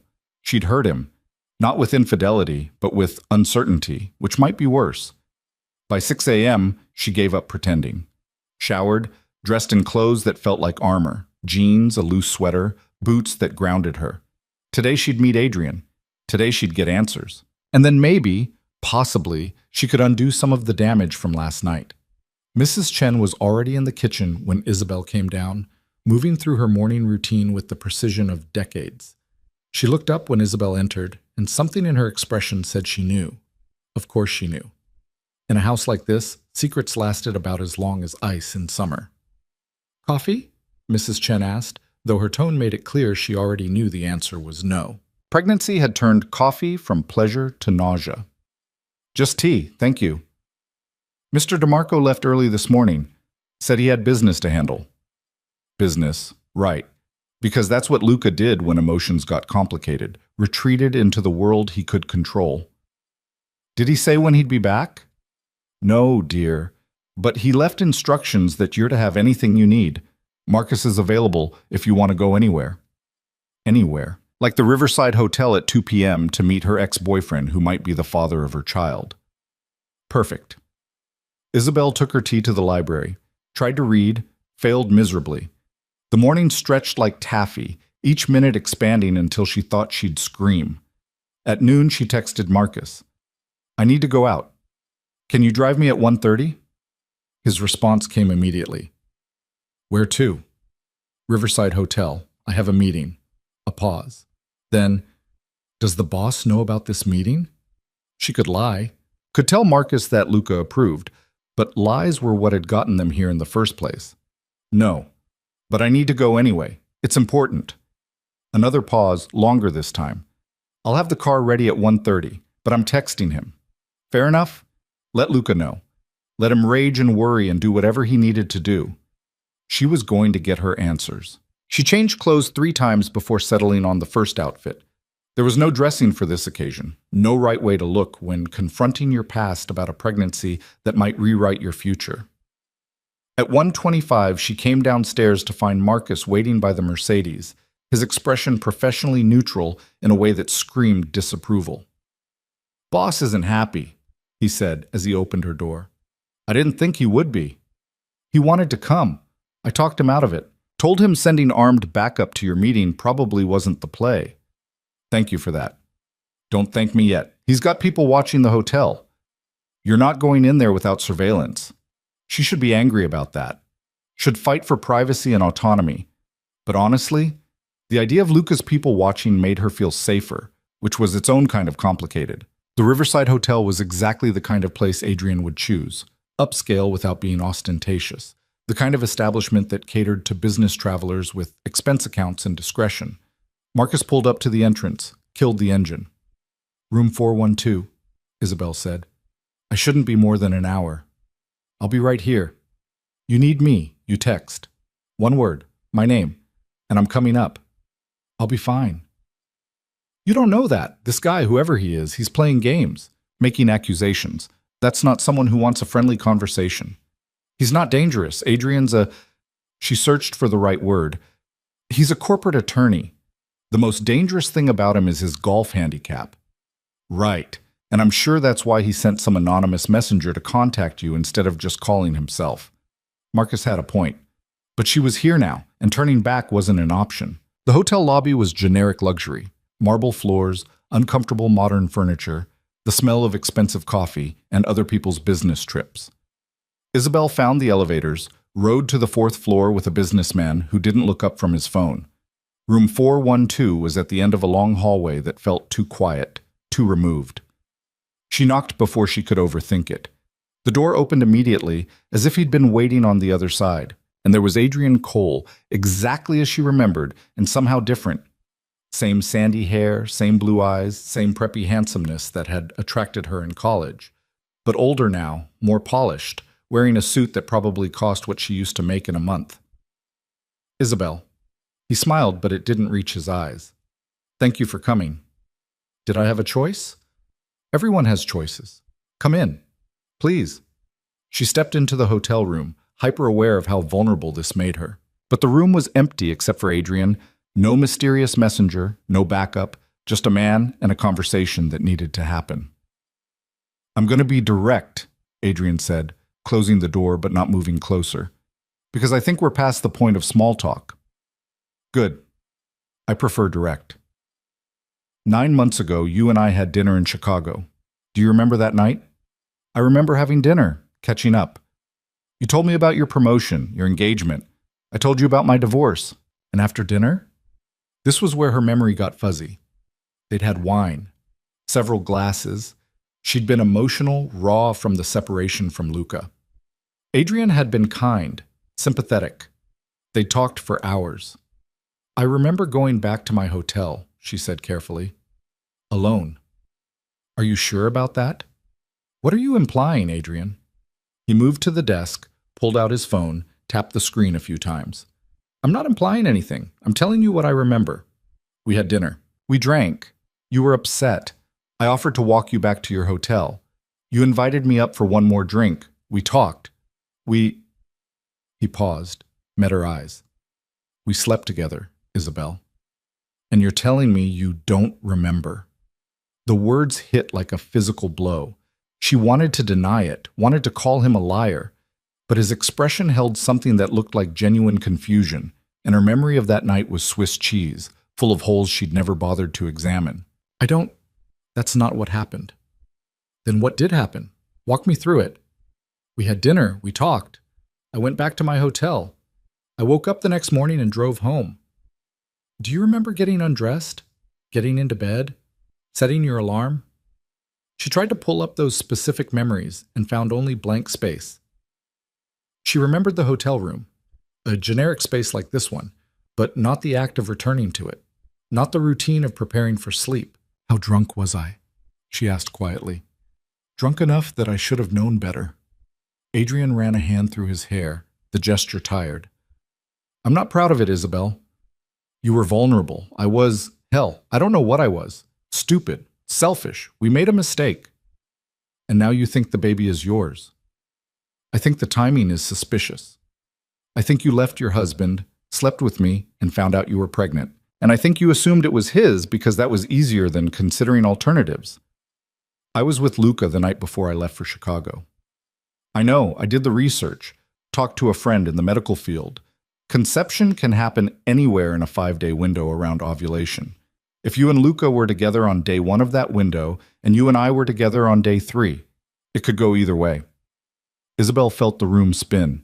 This couldn't be happening. She'd built everything, her certainty, her choices, her fragile peace with Luca, on the foundation of knowing whose child she carried, and now that foundation was crumbling. Why didn't you contact me sooner? Why wait until now? Because I didn't know until I saw that photo. Someone tagged you from Morrison's grocery, mentioned you looked pregnant. I did the math, and it lined up too perfectly to ignore. He pocketed his phone, finally moved closer. I'm getting married, Isabel, to someone I love. Someone who doesn't know about Chicago. And if this baby is mine, I need to know before I stand at that altar and promise forever. What about what I need, what the baby needs? That's why I'm here, to figure that out, together. By sending some anonymous messenger to threaten me? Adrian frowned. What messenger? I didn't send anyone. I left you a voicemail yesterday, gave you this room number. That's it. Someone called me, said they were representing you, said things about Adrian Cole wanting answers about paternity. His confusion looked genuine. I don't know who that was, but it wasn't anyone I sent. I wanted to handle this privately, just you and me, which meant someone else knew. Someone was stirring this pot intentionally, creating chaos for reasons Isabel couldn't begin to understand. I need to sit down, she said, the room tilting slightly. Adrian guided her to the desk chair, professional and careful not to touch more than necessary. Can I get you water? Are you okay? I'm pregnant and just found out I might have slept with my ex-boyfriend while blackout drunk. How okay can I be? Fair point. He grabbed a bottle of water from the minibar, handed it to her. For what it's worth, I'm sorry. For that night, for the confusion, for all of it. If I could go back and make different choices, but you can't. No one can. No. So instead we deal with what is, which brings me to why I really asked you here. He pulled an envelope from his jacket pocket. Prenatal paternity test kit. Completely safe, just a blood draw. We can have results in 48 hours. Isabel stared at the envelope like it was a live grenade. Luca's already arranging one. Then we'll have 2. Belt and suspenders. But Isabel, he crouched down to eye level with her. I need to know. If this baby is mine, I need to be prepared. Financially, legally, emotionally. I need to tell my fiance before someone else does. I need to figure out what kind of father I can be from outside a relationship. And if the baby's not yours, then I disappear. Leave you and Luca alone. Apologize for the disruption and move on with my life. It sounded so simple when he said it like that. A test. Results. Clarity. But Isabel knew better. Knew that knowledge came with consequences. That some truths couldn't be unknown once spoken. I need to think about this. We don't have time to think. Every day that passes is another day you and Luca build something that might be based on a lie. Every day I keep this from my fiancé is another betrayal. We need answers, Isabel. Now. Her phone buzzed. A text from Marcus. Everything okay up there? She typed back, fine. Need a few more minutes. Then another text. This one from Luca. Whatever he's telling you, don't believe him until we have proof. So he knew she was here. Was probably losing his mind somewhere, trying to decide whether to storm the hotel or trust her to handle it. I'll do the test, she said finally. But the results come to me first. I tell Luca on my terms, in my time. Not you, not your messenger, not anyone else. Understood? Understood. I'll set it up for tomorrow morning. Discreet clinic, no questions asked. I'll text you the address. She stood, suddenly desperate to be out of this room, away from Adrian and his revelations, and the terrible possibility that everything she thought she knew was wrong. I need to go. Isabel, wait. He caught her arm gently, released it immediately when she tensed. I really am sorry. About all of it. You deserve better than what I did that night. We both made choices, even if I don't remember making them. The hallway felt too long on the walk back to the elevator. Too much time to think, to spiral, to imagine worst-case scenarios. The businessman from earlier was gone. She rode down alone, watching floor numbers descend like a countdown to detonation. Marcus was waiting exactly where she'd left him, the Mercedes idling at the curb. He took one look at her face and opened the door without comment. They were 3 blocks away before he spoke. Bad meeting? Complicated meeting? Boss is going to want details. Boss is going to have to wait until I have details to give. You know that won't fly, right? You walking into a hotel to meet some guy, coming out looking like someone died. He's going to push. Then he can push. I'm not ready to talk about it yet. Marcus was quiet for a long moment. Then, for what it's worth, whatever's happening, whatever you're dealing with, the boss, he's steady, loyal. He'll stand by you through whatever this is. Even if this is me telling him his son might not be his, the silence that followed was answer enough. They pulled through the estate gates 20 minutes later. Isabel went straight to her room, ignored Mrs. Chen's concerned looks, locked the door behind her, and finally let herself break down. Tears came hard and fast, 9 months of fear and uncertainty and desperate hope finally crashing over her like a wave. She'd been so certain, so convinced that her son was Luca's, that the night in Chicago was nothing, that she could build a future on the foundation of that certainty. And now that certainty was gone, replaced by a terrible 50-50 chance that would destroy everything. Her phone rang. Luca. She let it go to voicemail. It rang again immediately. Again, she ignored it. The third time, she turned it off completely. She needed time, space, a chance to process before facing his questions and his anger and his, what? Disappointment? Betrayal? The knowledge that she'd possibly slept with someone else days after their last night together? A knock at the door made her jump. Isabel? Luca's voice, carefully controlled. Open the door. I need time. You need to talk to me. Marcus said you met with someone. Said you came back upset. Whatever happened in that hotel room, we deal with it together. I can't. Her voice broke. I can't do this right now. Then when? When you've convinced yourself that whatever he told you is truth? When you've built up walls I can't break through? When I have answers. She pressed her palm against the door, imagining him on the other side doing the same. I need answers before I can have this conversation. Then let me help you get them. Whatever questions you have, whatever doubts, we face them together. That's not how this works. That's exactly how this works when you're carrying my child. What if I'm not? The words came out raw, desperate. What if the baby isn't yours, Luca? What if I was wrong about the timing, wrong about everything, and our son is actually... She couldn't finish, couldn't say Adrian's name, couldn't make it that real. The silence from the other side of the door was deafening. When Luca finally spoke, his voice was so quiet she almost didn't hear it. Is that what he told you? That the baby is his? He told me we slept together in Chicago. That night I can't remember clearly. And that the timing means it could go either way. Another silence. This one sharp enough to cut. Do you believe him? I don't know. I don't remember. And that's the problem.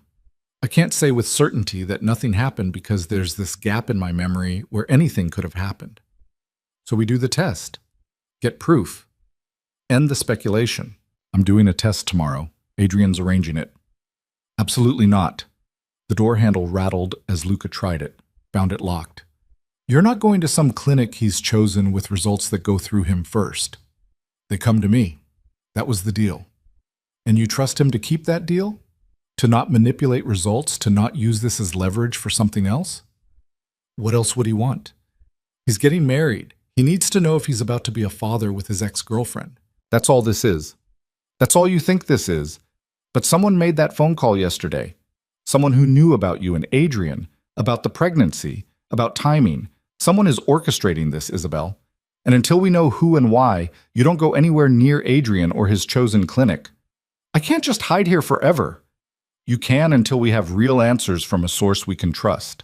I've already arranged for Dr. Chen to do a prenatal paternity test. It's safe, it's reliable, and the results go directly to a lab I control. We'll have them in 3 days. 3 days of living in limbo? 3 days of you looking at me and wondering if I betrayed you. I don't wonder that. I know you. Know that if something happened with Adrian, it wasn't betrayal. It was confusion and pain and maybe too much wine. What I wonder is why someone wants us to doubt each other. Why they're trying to blow up what we're building here. It was such a Luca response, looking for the conspiracy, the enemy, the external threat. But maybe he was right. Maybe someone was pulling strings, creating chaos for reasons she couldn't see. I'm tired, she said, pressing her forehead against the door. I'm so tired of all of this. Then let me in. Let me help carry some of it. She wanted to open the door and fall into his arms and let him make promises about protection and certainty. But she'd learned that Luca's protection came with a price, and right now she couldn't afford to pay it. Tomorrow, she said. We'll talk tomorrow. Tonight, I need to be alone. She heard him sigh, heard the resignation in it. Tomorrow then. But Isabel, whatever the test shows, whatever truth comes out, we deal with it. Together. That's not negotiable. His footsteps retreated down the hall. She waited until they faded completely before unlocking the door, stepping out onto the balcony. The gardens below were bathed in late afternoon sun, beautiful and serene and completely at odds with the chaos in her chest. Her phone buzzed. She'd turned it back on without thinking. A text from an unknown number. Clinic address, 1247, Medical Plaza, Suite 304. Tomorrow, 9 a.m. Come alone. Adrian. Setting up his test. But Luca had already arranged one with Dr. Chen, 2 tests, 2 opportunities for answers, 2 chances to confirm or destroy everything.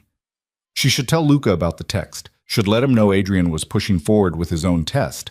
But something stopped her. Maybe stubbornness. Maybe the need to control at least one piece of this situation. Or maybe just fear that if she gave Luca too much information, too much control, she'd lose what little autonomy she had left. Another text, this one from Luca. Dr. Chen can see you tomorrow at 2 p.m. I'll go with you. So they'd both do tests. Adrian's at 9, Luca's at 2. Belt and suspenders, like Adrian had said.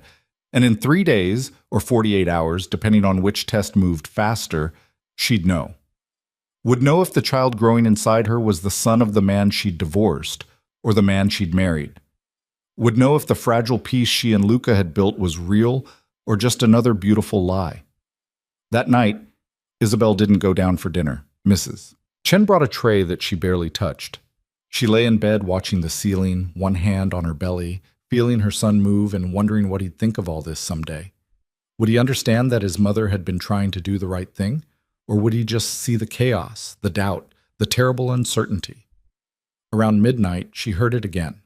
Footsteps in the hall. The pause outside her door. But tonight, no knock came. Just Luca standing vigil on the other side, close enough to protect but too far to touch. She pressed her hand against the door, imagined his on the other side, separated by wood and doubt and all the things they couldn't say. "I'm sorry," she whispered, knowing he couldn't hear. "For all of it. For the doubt. For Chicago. For not being certain enough to give you peace." The footsteps eventually moved on. Isabel returned to bed and finally, mercifully, fell into restless sleep filled with dreams of hotel rooms and blood tests and babies whose faces she couldn't quite see. When she woke the next morning, resolution had hardened in her chest. She would do both tests, get both sets of results, and then, whatever the truth was, she would face it, with or without Luca's approval, with or without his protection. Because some things, like knowing the truth about her own child, were too important to leave in anyone else's hands, even his. The morning came too soon and not soon enough. Isabel woke at dawn, her body heavy with exhaustion that sleep hadn't touched. She dressed in the pre-dawn darkness, moving quietly through routines that felt mechanical. By 7 a.m., she was downstairs, forcing down toast she didn't want, while Mrs. Chen watched with concerned eyes. "You're going out early," Mrs. Chen observed, not quite a question. "I have an appointment." "Mr. DeMarco left instructions that Marcus should drive you anywhere you need to go." "I know. He's meeting me at 8:30. What she didn't say was that she'd also called a car service, arranged for pickup at 8:15 before Marcus could intervene. She needed to do this on her own terms, without Luca's security watching, without the weight of his control pressing down on every choice. At 8:10, her phone buzzed, Luca calling. She let it go to voicemail, grabbed her purse, headed for the front entrance. Marcus was already there, leaning against the doorframe with his arms crossed and an expression that said he'd been expecting this. "Going somewhere without me?" "I have a private appointment. I'll be back before noon." "Boss isn't going to like that." "Boss doesn't have to like everything I do." "Isabel," Marcus straightened, his tone shifting from professional to almost pleading. "Whatever you're planning, think it through. People are watching, people who want to hurt Luca by hurting you. Going out alone, unprotected. I'm taking a car to a medical clinic. I'll be fine." "Which clinic?" She almost told him, almost gave in to the comfort of having backup, protection, someone making sure she stayed safe. But that would mean Luca knowing, controlling, making this about his certainty instead of hers. "I'll text you when I get there. You can send someone to watch the building if it makes you feel better. But I'm going alone." A car pulled up outside, not the Mercedes, but a civilian sedan from the service she'd called. Marcus saw it, and his jaw tightened. This is a mistake. Maybe, but it's my mistake to make. She left before he could argue further, slid into the back seat, and gave the driver the address. As they pulled through the gates, she saw Marcus on his phone, undoubtedly calling Luca, reporting that she'd gone rogue. Let him. She was done asking permission for decisions about her own body, her own child. The medical plaza was a nondescript building in a professional district, the kind of place that housed dentists and dermatologists and clinics that promised discretion. Suite 304 was on the third floor behind a door marked only with a number. Isabel knocked, half expecting Adrian to answer.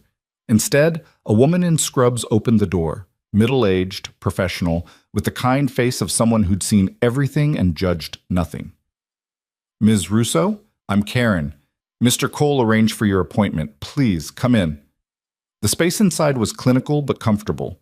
An examination room, a small waiting area, everything clean and efficient and designed to put nervous patients at ease. "This is a simple blood draw," Karen explained as she prepped the equipment. "Completely safe for you and the baby. We'll extract fetal DNA from your blood sample and compare it to the sample Mr. Cole already provided. Results typically take 48 hours, though we can rush it for an additional fee." "How much additional?" "For same-day results?" $2,000. Isabel didn't have $2,000. Barely had $200 after months of living on minimum wage. But she needed to know. Needed answers before Dr. Chen's test this afternoon, before 3 more days of limbo destroyed what little peace remained. "I can't afford that." "It's already been covered. Mr. Cole left payment information with instructions to expedite if you requested it. Of course he had. Adrian, solving problems with money the way people like him always did. Then yes, rush it. The blood draw took less than 5 minutes. Karen was efficient, gentle, talking her through the process in a soothing voice that suggested she'd done this particular test before. Women with doubt. Women with uncertainty. Women whose lives hung in the balance of DNA comparisons. You'll receive results via encrypted email by 6 p.m. today, Karen said as she labeled the vials. The message will come from a generic medical address. No identifying information. Mr. Cole will receive the same email simultaneously. Not before me. Simultaneously. That was his instruction. He was very clear that you both needed to see the results at the same time. Small comfort, but comfort nonetheless. Isabel left the clinic feeling hollowed out, walked to the lobby and texted Marcus her location. He replied within seconds. Stay there. Coming to get you. She sat in an uncomfortable chair by the elevator and waited, watching people come and go with their routine medical concerns. A woman with a child who had a scraped knee, an elderly man with a walker. Normal people living normal lives where paternity wasn't uncertain and the father of your child wasn't a crime boss who'd probably already had this building surrounded. Marcus arrived in under 10 minutes, his expression carved from stone. He didn't speak until they were in the Mercedes, pulling back into traffic. You want to tell me what that was about? Medical appointment, like I said. Right, and it required such secrecy because I needed to do something on my own, without input, without Luca orchestrating every detail. He's trying to protect you. He's trying to control me. There's a difference. Marcus was quiet for several blocks. Then, the test. It was a paternity test, wasn't it? No point in lying. Yes. And the other guy, Adrian, he was there? No, just his DNA sample and mine. Results by 6 tonight. Jesus Christ, Isabel. Do you have any idea what this is going to do to him? To the boss? It's going to give him the truth. Isn't that what everyone wants? Not if the truth destroys him. The words hit harder than they should have. Marcus had worked for Luca for years, had seen him at his worst, and if he thought this could destroy Luca, then maybe he shouldn't have built his hope on something that wasn't certain, Isabel said, though the words felt hollow. They drove the rest of the way in silence, back through the gates, back to the estate that was beautiful and suffocating in equal measure. Mrs. Chen met her at the door with the news that Luca was in his study, waiting. Of course he was. Isabel found him standing at the window, same position as always, staring out at grounds he controlled like he could bend the whole world to his will through sheer force of determination. He turned when she entered, and the look on his face made her breath catch. Not anger, hurt. You went to his clinic, he said quietly. Did his test, without telling me. I told you I needed to handle this my way. Your way. Right, because including me in decisions about my son is too much to ask. I don't know if he's your son. The words came out sharper than intended. That's the whole point, Luca. I don't know, and neither do you. So stop calling him yours when we don't have proof. I have all the proof I need. I was there when he was conceived. I'm here now. I'm the one who wants to be his father. Wanting doesn't change biology, and biology doesn't change love. He moved closer, and she could see the shadows under his eyes. He hadn't slept either. I will love this child regardless of what some test says. You need to know that. Need to believe it. How can you say that? How can you promise to love a child that might be another man's? Because he's yours. And that's enough. The simplicity of it broke something in her chest. All this time she'd been terrified that the truth would destroy them, destroy any chance at the family she'd started to hope for. But Luca was standing here telling her that DNA didn't matter, that biology was secondary to choice. You say that now, she whispered. But when the results come back? When the results come back, I'll feel exactly the same. Relieved, maybe, if they confirm what I already know. But my commitment to being a father to this child doesn't change based on genetics. Luca, we have an appointment with Dr. Chen at 2. Are you still planning to do that test? Yes. Belt and suspenders, like Adrian said. His expression darkened at Adrian's name. I don't trust him. Don't trust his clinic, his test, his motives. Then we wait for Dr. Chen's results. 3 days. We can wait 3 days. Can we? Because you look like you're barely holding it together, and I'm not far behind you. He wasn't wrong. The strain of the past 48 hours had worn them both down to raw edges and exposed nerves. 3 more days of this might actually break them. The clinic is rushing Adrian's test. Results by 6 tonight.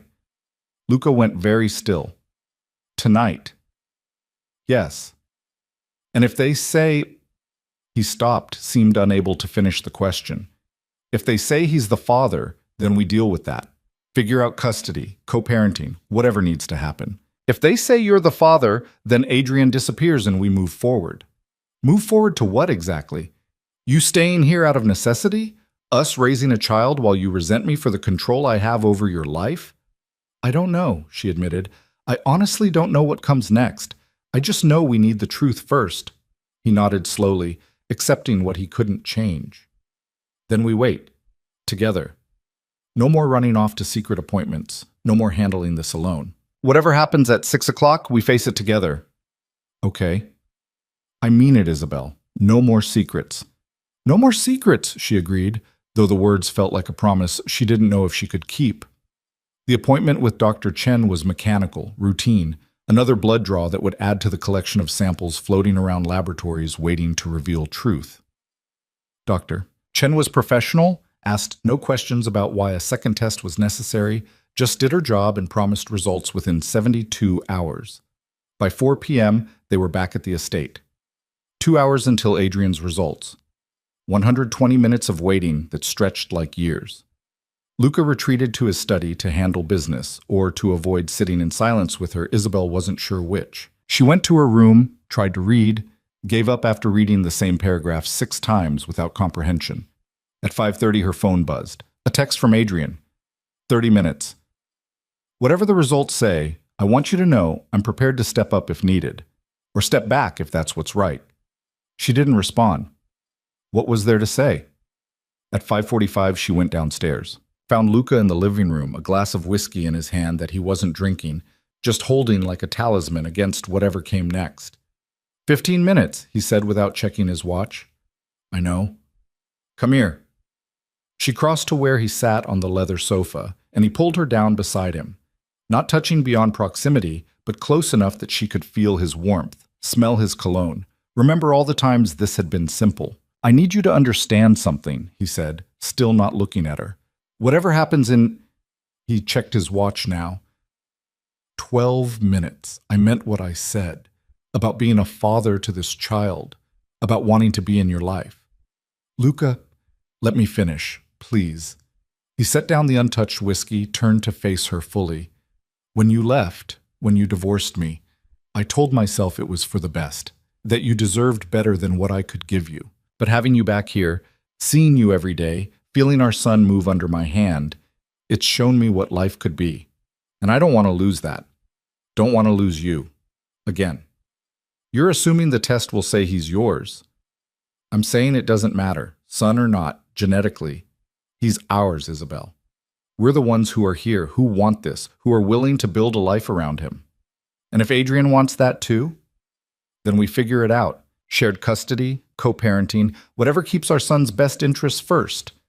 But I'm not walking away. And I'm not letting you walk away either, not unless that's what you really want. I don't know what I want, she admitted. I've been in survival mode for so long, I forgot how to want things beyond just making it through another day. Then let me want things for us. Let me build something here, something safe and real, and you can decide if you want to be part of it. No pressure, no demands, just possibility. Her phone buzzed. 6 p.m. They both stared at it like it might explode. Open it, Luca said quietly. Whatever it says, we deal with it.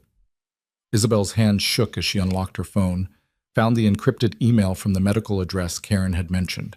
The subject line was just a case number, nothing identifying, nothing personal. She clicked it open. The message was clinical, brief, designed to deliver information without emotion. Prenatal paternity test results for case number 4, 782-B. Tested. Alleged father, Adrian Cole. Probability of paternity, 0.00%. Adrian Cole is excluded as the biological father of the tested child. The words blurred as tears spilled over. Relief crashed through her so hard she couldn't breathe, couldn't think, could only feel the weight of uncertainty lifting like she'd been drowning, and someone had finally pulled her to the surface. "Isabel?" Luca's voice, urgent. "What does it say?" She handed him the phone, unable to speak. She watched his face as he read, watched the progression of emotions, confusion, comprehension, and then something that looked like joy breaking through 9 months of carefully controlled hope. "He's mine," Luca whispered, and his voice cracked on the words. "Our son. He's mine." "Yours," Isabel confirmed, and then she was crying in earnest, great heaving sobs that shook her whole body. Luca pulled her against his chest, his arms coming around her like he could physically hold her together while she fell apart. "It's okay. You're okay. We're okay." "I'm sorry," she gasped between sobs. "I'm so sorry for doubting, for putting us through this, for—" "Stop. You have nothing to apologize for. Someone planted that doubt deliberately, made you question your own memory. That's not on you. But Chicago, nothing happened in Chicago, you know that now. Whatever Adrian thinks he remembers, whatever he told you, it was either a lie or his own confused memory. But the truth is in the science, and the science says our son is ours." Our son. The words had never sounded so perfect. They sat like that for a long time, wrapped around each other, while Isabel cried out 9 months of fear and uncertainty and desperate hope that she'd been too afraid to acknowledge. Luca held her through it all, his hand making slow circles on her back, his voice murmuring reassurances in Italian she didn't need to understand to feel. Eventually, the tears stopped. Isabel pulled back, probably looking like a disaster with red eyes and a blotchy face, but Luca was looking at her like she was beautiful anyway. "I need to call Adrian," she said. "Let him know. He got the same email. He knows. Still, I should say something." Her phone rang before she could decide what that something should be. Adrian calling. She answered on speaker so Luca could hear. "Isabel," Adrian's voice sounded hollow. "I got the results." "I know. I'm sorry you went through this. Sorry I couldn't give you certainty sooner. Don't apologize. I'm the one who should apologize. I was so sure. I convinced myself that night was more than it was. Built up this whole narrative in my head." He paused. "I think I wanted it to be true. Wanted a reason to not get married, to not commit. And when I saw that photo of you pregnant, it felt like fate giving me an out." "That's not... Adrian, that's not fair to your fiancé." "I know, which is why I'm calling it off. The engagement. I'm not ready, and she deserves someone who is. You can't blow up your life over this." "I'm not. I'm finally being honest about what I want. And what I want isn't marriage right now, maybe not ever." He sighed, and it sounded tired. "Take care of yourself, Isabel. And your son. Be happy." The line went dead. Isabel stared at her phone, processing the reality that her doubt had somehow unraveled someone else's life entirely. "That's not your fault either," Luca said, reading her expression. "His choices are his own." "I know, everything got so messy so fast." "Life is messy. We just do our best to navigate it." Her phone buzzed again. Another email, this one from a different address. She almost ignored it, but something made her open it. The sender was anonymous. The message was brief. "You needed to know the truth. Both of you did. Sometimes doubt is the only way to find certainty. Consider this a gift. A friend." "What the hell?" Isabel showed Luca the message. His expression went dark. Someone orchestrated this. The phone call, the doubt, maybe even Adrian's sudden certainty about that night. Someone wanted us questioning the paternity. But why? What would anyone gain from that? Chaos, division. Making us doubt each other makes us weak, and weak opponents are easier to manipulate. You think it's connected to your business? To the Rossi family or whoever you were dealing with? I think it's connected to someone who understands that my greatest vulnerability isn't my empire. It's you. And now, our son. The implications of that settled over Isabel like ice water. Someone out there knew about the baby, knew about her relationship with Luca, knew enough about her past to weaponize Adrian against her. I want increased security, Luca said, already pulling out his phone. On you, on the estate, on anyone who comes within 100 yards of you. If someone's playing games with our family, they're about to learn what happens when they cross me. Luca, you can't just, I can and I will. This isn't negotiable, Isabel. Someone tried to destroy what we're building, tried to make you doubt, make me doubt, tear us apart from the inside. That's an act of war. Or it's someone trying to help. The message said it was a gift, truth through doubt. That's rationalization for manipulation. No one who cared about us would put us through this. She wanted to argue, but he was probably right. The past 48 hours had been torture, and whoever had set it in motion had known exactly what they were doing. So what now? She asked. We fortify the walls, trust no one, live in constant fear? We protect what matters, our son, our family, and yes, we're more careful about who we trust. He pulled her close again, his hand settling on her belly where their son was moving, responding to the stress in her body. But we also move forward, together. No more doubt about whose child this is. No more question about whether we belong in each other's lives. Luca, just because the paternity is confirmed doesn't mean we've solved everything else. You still do things I can't accept, live a life I can't be part of. Then help me change it. You wanted me to be better. Show me how. Give me a reason to choose differently. That's not fair. I can't be responsible for your redemption. I'm not asking you to redeem me. I'm asking you to give me a chance to be the man our son deserves as a father. The man you fell in love with before you knew what I really was. That man might not exist anymore. Or maybe he's been here all along, just buried under necessity and survival. Help me find him again, Isabel, please. The please broke her, again. Luca DeMarco, who commanded empires and terrified enemies, reduced to begging his ex-wife for a chance at being better. I don't know if I can do this, she whispered. Live here, raise our son in your world, watch you make choices I can't support. Then we'll find a middle ground. I'll step back from the parts of the business that bother you most. Delegate. Create distance. It won't be perfect, but we can try. You'd really do that? Walk away from power? For you? For our son? Yes. I'd walk away from all of it if that's what it took. She wanted to believe him, wanted to believe that people could change, that love could be enough, that their son could grow up with both parents who loved him instead of shuttling between two broken homes. I need time, she said finally, to think, to process everything that's happened, to figure out what I actually want instead of just reacting to crisis after crisis. How much time? I don't know, weeks maybe, until the baby comes. Let me see what kind of father you are before I decide what kind of partner I can be. It wasn't a yes, but it wasn't a no either. Luca seemed to understand that. Okay, you stay here, safe and cared for. I prove myself. And when our son is born, when you see what we can be as a family, you decide. And if I decide I can't do this, can't live with who you are, then I accept that. But I still get to be part of his life. That's the non-negotiable part. I never wanted to keep you from him. Even when I thought running was the right choice, I always knew he deserved to know his father. Even a father like me. Especially a father like you. Complicated and flawed and trying. They sat together as evening deepened into night, not speaking, just existing in the space they'd carved out between certainty and possibility. Outside, security lights came on. Guards changed shifts. The fortress maintained its watch. But inside, something had shifted. The doubt that had hung over them like smoke had cleared, leaving behind hard truths and harder questions about what came next. Around 9, Isabel's stomach growled audibly. Luca laughed. Actually laughed. The sound rusty from disuse, but genuine. When did you last eat?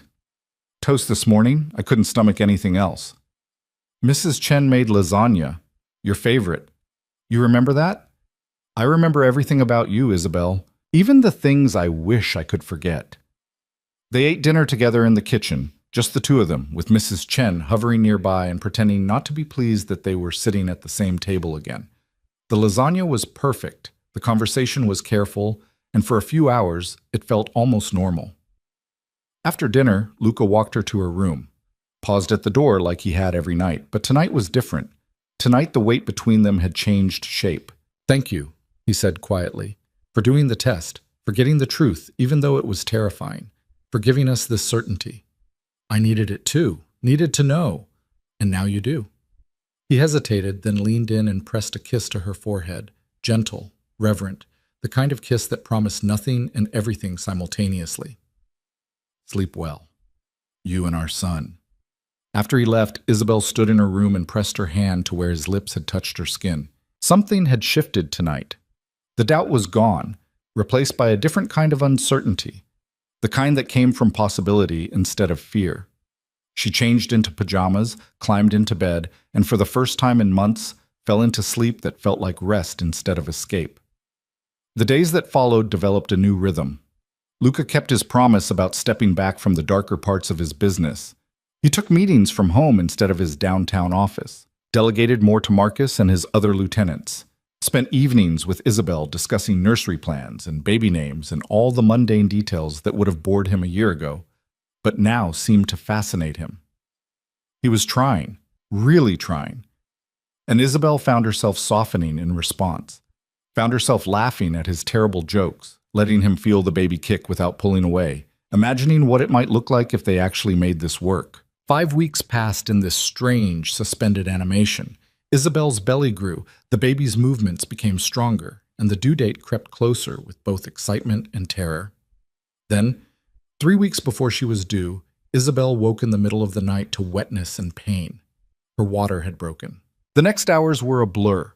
Luca appearing at her door in seconds like he'd been waiting for this. Marcus driving them to the hospital with the kind of speed that should have been terrifying but felt necessary. Dr. Chen meeting them with her team already assembled. Labor was long and brutal, and nothing like the books had described. Isabel had thought she understood pain, but this was different, primal and overwhelming and absolutely worth it, when after 16 hours, their son entered the world with a furious cry that announced his arrival to anyone within earshot.